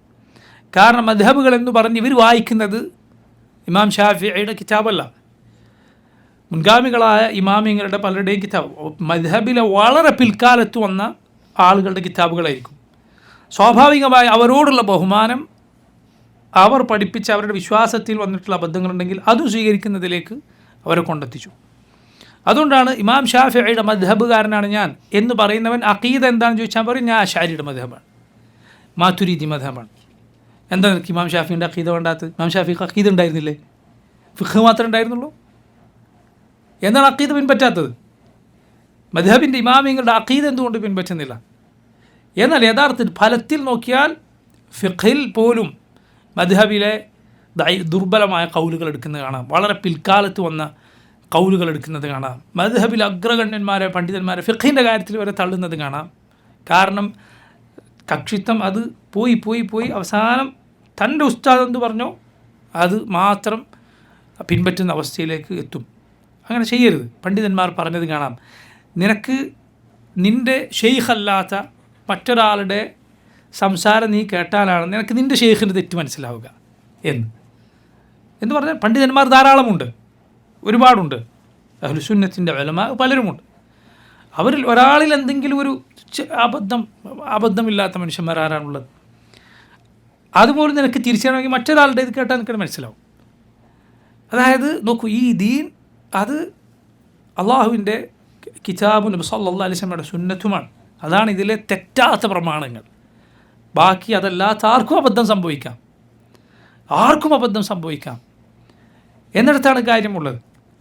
അപ്പോൾ നോക്കൂ, വിശ്വാസ കാര്യങ്ങളിൽ പോലും വളരെ പിൽക്കാലക്കാരായ ആളുകളെ അവരെ തെളിവ് നോക്കാതെ അന്ധമായി പിൻപറ്റുക എന്നത് എത്രമാത്രം മോശമായ കാര്യമാണ്. അള്ളാഹു ഇതിലേക്കല്ല നമ്മൾ ക്ഷണിച്ചിട്ടുള്ളത്. അള്ളാഹുവിൻ്റെ കിതാബിൽ പറഞ്ഞ അള്ളാഹുവിനെ അനുസരിക്കാനാണ്, റസൂലുള്ളാഹി സ്വല്ലല്ലാഹു അലൈഹി വസല്ലം അനുസരിക്കാനാണ്. അപ്പോൾ നമ്മുടെ തെളിവെന്ന് പറയുന്നത് ഖുർആനും സുന്നത്തുമാണ്. തെളിവ് ഖുർആനും സുന്നത്തുമാണ്, യാതൊരു സംശയവുമില്ല. അത് മുൻഗാമികൾ എങ്ങനെ മനസ്സിലാക്കിയോ, സഹാബത്ത് എങ്ങനെ മനസ്സിലാക്കിയോ, സഹാബത്ത് മനസ്സിലാക്കി എന്ന് പറയുമ്പോൾ അവരുടെ പൊതുവായ ഫഹമാണ് നമ്മൾ ഉദ്ദേശിക്കുന്നത്. അവരുടെ പൊതുവായ ഫഹം. ഏതെങ്കിലും ഒരു സഹാബി, ഓരോ സഹാബികളും വ്യക്തിപരമായി മഅസൂമുകളാണ്, അവർക്ക് അബദ്ധം സംഭവിക്കില്ല എന്നാണ് നമ്മുടെ വിശ്വാസം? അല്ല. നബിമാർ മാത്രമാണ് ആര്? മഅസൂമുകൾ. വ്യക്തിപരമായി ഓരോരുത്തരെ എടുത്താൽ അവർ ഓരോരുത്തരും അബദ്ധം സംഭവിക്കാത്തവരാണ് എന്നാണ് നമ്മുടെ വിശ്വാസം? അല്ല. അബദ്ധം സംഭവിച്ചേക്കാം. സഹാബത്തിൻ്റെ ഫഹം എന്ന് പറയുമ്പോൾ അവർ മൊത്തത്തിൽ അവരുടെ വിശ്വാസം എന്തായിരുന്നു? അതാണ് നമ്മുടെ മനഹജ് എന്ന് പറയുന്നത്. ഒരു സഹാബി ദീനിലൊരു കാര്യം പറഞ്ഞാൽ അത് തെളിവാകണമെങ്കിൽ അതിന് നിബന്ധനകളുണ്ട്. സഹാബിയുടെ ഖൗല് ദീനിൽ തെളിവാണോ എന്ന് ചോദിച്ചാൽ നമ്മുടെ ഉത്തരം അതെ, ശരിയാണ്, തെളിവാണ് എന്ന ഖൗലാണ് അഹ്ലുസുന്നത്തിൻ്റെ അഭിപ്രായങ്ങളിൽ ശരിയായ അഭിപ്രായം. സഹാബിയുടെ ഖൗല് ഹുജ്ജത്താണ്. പക്ഷേ അത് നിബന്ധനയുണ്ട്. ആ നിബന്ധനകളിൽ ഒന്നാണ് വേറൊരു സഹാബിക്കെതിരെ അഭിപ്രായം ഉണ്ടാകാൻ പാടില്ല. വേറൊരു സഹാബിക്കെതിരെ അഭിപ്രായം ഉണ്ടായാലോ അസ്ലിലേക്കും പോകണം, ഖുർആനിലേക്കും സുന്നത്തിലേക്കും തിരിച്ചു പോകണം. അപ്പോൾ നോക്കൂ, സഹാബത്ത് റളിയല്ലാഹു അൻഹും അവരുടെ കാര്യം ഇതാണ് എങ്കിൽ പിൽക്കാലക്കാരുടെ കാര്യം എന്തായിരിക്കും? അതുകൊണ്ടാണ് നോക്കൂ, മദ്ഹബിൻ്റെ ആളുകൾ വലിയ ഇമാമുകളായി പറയുന്ന പണ്ഡിതന്മാർ തന്നെ, അവർ അംഗീകരിക്കുന്നു എന്ന് പറയുന്നവർ തന്നെ, ഇബ്ൻ ഹജർ അസ്ഖലാനി ഫത്ഹുൽ ബാരി എഴുതിയ ഇബ്ൻ ഹജർ, അദ്ദേഹത്തിൻ്റെ ഫത്ഹിൽ എത്ര തവണ നമുക്ക് കാണാം ഒരു കാര്യം ഒരു താബിഈ പറഞ്ഞു എന്ന് വന്നാൽ, ഉദാഹരണത്തിന് ഖത്താദ, അദ്ദേഹം താബിഈൻ, ഖത്താദ ഇബ്ൻ ദിആമ സദൂസി, മഹാന്മാരായ താബിഈങ്ങളിൽ ഒരാളാണ്. ഇബ്ൻ ഹജർ പറയുന്നത് കാണാം, ഒരു ഉദാഹരണം പറയുന്നതാണ്. ഇതാണ് ഖത്താദയുടെ ഖൗൽ. വഖൗലു ഖത്താദ യുഹ്തജ്ജു ലഹു വലാ യുഹ്തജ്ജു ബിഹ്. മനോഹരമായ വാക്കാണ് അദ്ദേഹത്തിൻ്റെ വാക്ക്. യുഹ്തജ്ജു ലഹ്, അതിന് എന്ത് വേണം? തെളിവ് വേണം. വലാ യുഹ്തജ്ജു ബിഹ്, അല്ലാതെ അത് തന്നെ തെളിവാണെന്ന് പറയാൻ പാടില്ല. താബിഈങ്ങളെക്കുറിച്ച് ഇമാമിങ്ങൾ പറഞ്ഞു വെച്ച വാക്കാണ്. ഇത് പറയുമ്പോൾ ചില ആളുകൾ ചോദിക്കും, അപ്പോൾ നിങ്ങൾക്കാണ് ഇവരുടെ ഒക്കെ തെറ്റ് മനസ്സിലാകുക, നിങ്ങൾ ഇവരെക്കാളൊക്കെ വലിയ ആളാണോ എന്ന് ചോദിക്കുന്നത് കാണാം. നിങ്ങൾക്ക് തെറ്റുപറ്റൂലേ സഹോദര? നിങ്ങൾക്ക് തെറ്റുപറ്റൂലേ എന്ന് കാർഡടിച്ച് വെടിവെച്ചിട്ട് കാര്യമില്ല. ഞങ്ങൾക്ക് തെറ്റുപറ്റൂല എന്ന് നമ്മൾ പറഞ്ഞോ? ഇല്ല. തെറ്റെന്താണെന്ന് പറയൂ. അപ്പോഴാണ് നമുക്ക് പരിശോധിക്കേണ്ടത്. അതുപോലെ ഇമാമിങ്ങൾക്ക് ആർക്കെങ്കിലും തെറ്റുപറ്റി എന്ന് നമ്മൾ പറയുന്നത് നമ്മൾ പോക്കറ്റിൽ നിന്ന് എടുത്തിട്ടല്ല, മറിച്ച് അതുപോലെ അതേ മക്കാനത്തിൽ ആ സ്ഥാനത്തിലുള്ള അല്ലെങ്കിൽ അതിനേക്കാൾ ഉയർന്ന സ്ഥാനത്തിലുള്ള വേറൊരു ഇമാമ് പറഞ്ഞതാണ് നമ്മൾ പറയുന്നത്. ഒരു ഇമാമിന് ഒരു പണ്ഡിതന് തെറ്റ് പറ്റിയെങ്കിൽ ആ പണ്ഡിതൻ പറഞ്ഞ ഈ കൗല് ശരിയല്ല, തെറ്റാണ് എന്ന് നമ്മൾ പറയുന്നുണ്ട് എങ്കിൽ ഏതൊരു ഇമാമാണ് അതേ സ്ഥാനത്തുള്ള അല്ലെങ്കിൽ അതിനേക്കാൾ സ്ഥാനത്തുള്ള ഒരു പണ്ഡിതൻ പറഞ്ഞതാണ് നമ്മൾ പറയുന്നത്. അല്ലാതെ ഒരു പുതിയ കൗൽ ഇമാം അഹ്മദ് പറഞ്ഞതുപോലെ നിനക്കൊരു ഇമാമില്ലാത്ത നിന്നേക്കാൾ മുൻപ് ഒരു പണ്ഡിതൻ ഒരാളും പറയാത്ത ഒരു വാക്ക് ദീനിൽ ഉണ്ടാക്കാൻ നമുക്ക് പാടില്ല. മുഹമ്മദുൻ സല്ലല്ലാഹു അലൈഹി വസല്ലം പറഞ്ഞോ ഇല്ലേ, ശരി, അതിൽ പിന്നെ എതിരഭിപ്രായമില്ല. ഇബ്നു ഉമർ റളിയല്ലാഹു അൻഹുവിൻ്റെ വാക്കുകൾ കേട്ടിട്ടില്ലേ? ഇത്ര മനോഹരമായ വാക്കാണ്. അദ്ദേഹം ഹജ്ജുമായി ബന്ധപ്പെട്ട ഒരു വാക്ക്, ഒരു ഖൗൽ ഒരാളോട് പറഞ്ഞപ്പോൾ അദ്ദേഹം പറഞ്ഞു ഖാല അബൂബക്കർ വ ഉമർ, നബി സല്ലല്ലാഹു അലൈഹി വസല്ലം ഇങ്ങനെ പറഞ്ഞിരിക്കുന്നു എന്ന് പറഞ്ഞപ്പോൾ അദ്ദേഹം പറയും ഖാല അബൂബക്കർ വ ഉമർ, അബൂബക്കർ ഉമർ ഇങ്ങനെ പറഞ്ഞിരിക്കുന്നു. ഇബ്നു ഉമർ പറയും ആകാശത്തു നിന്ന് നിങ്ങൾക്ക് മേൽ ഇതാ കല്ലുമഴ പെയ്യാറായിരിക്കുന്നു.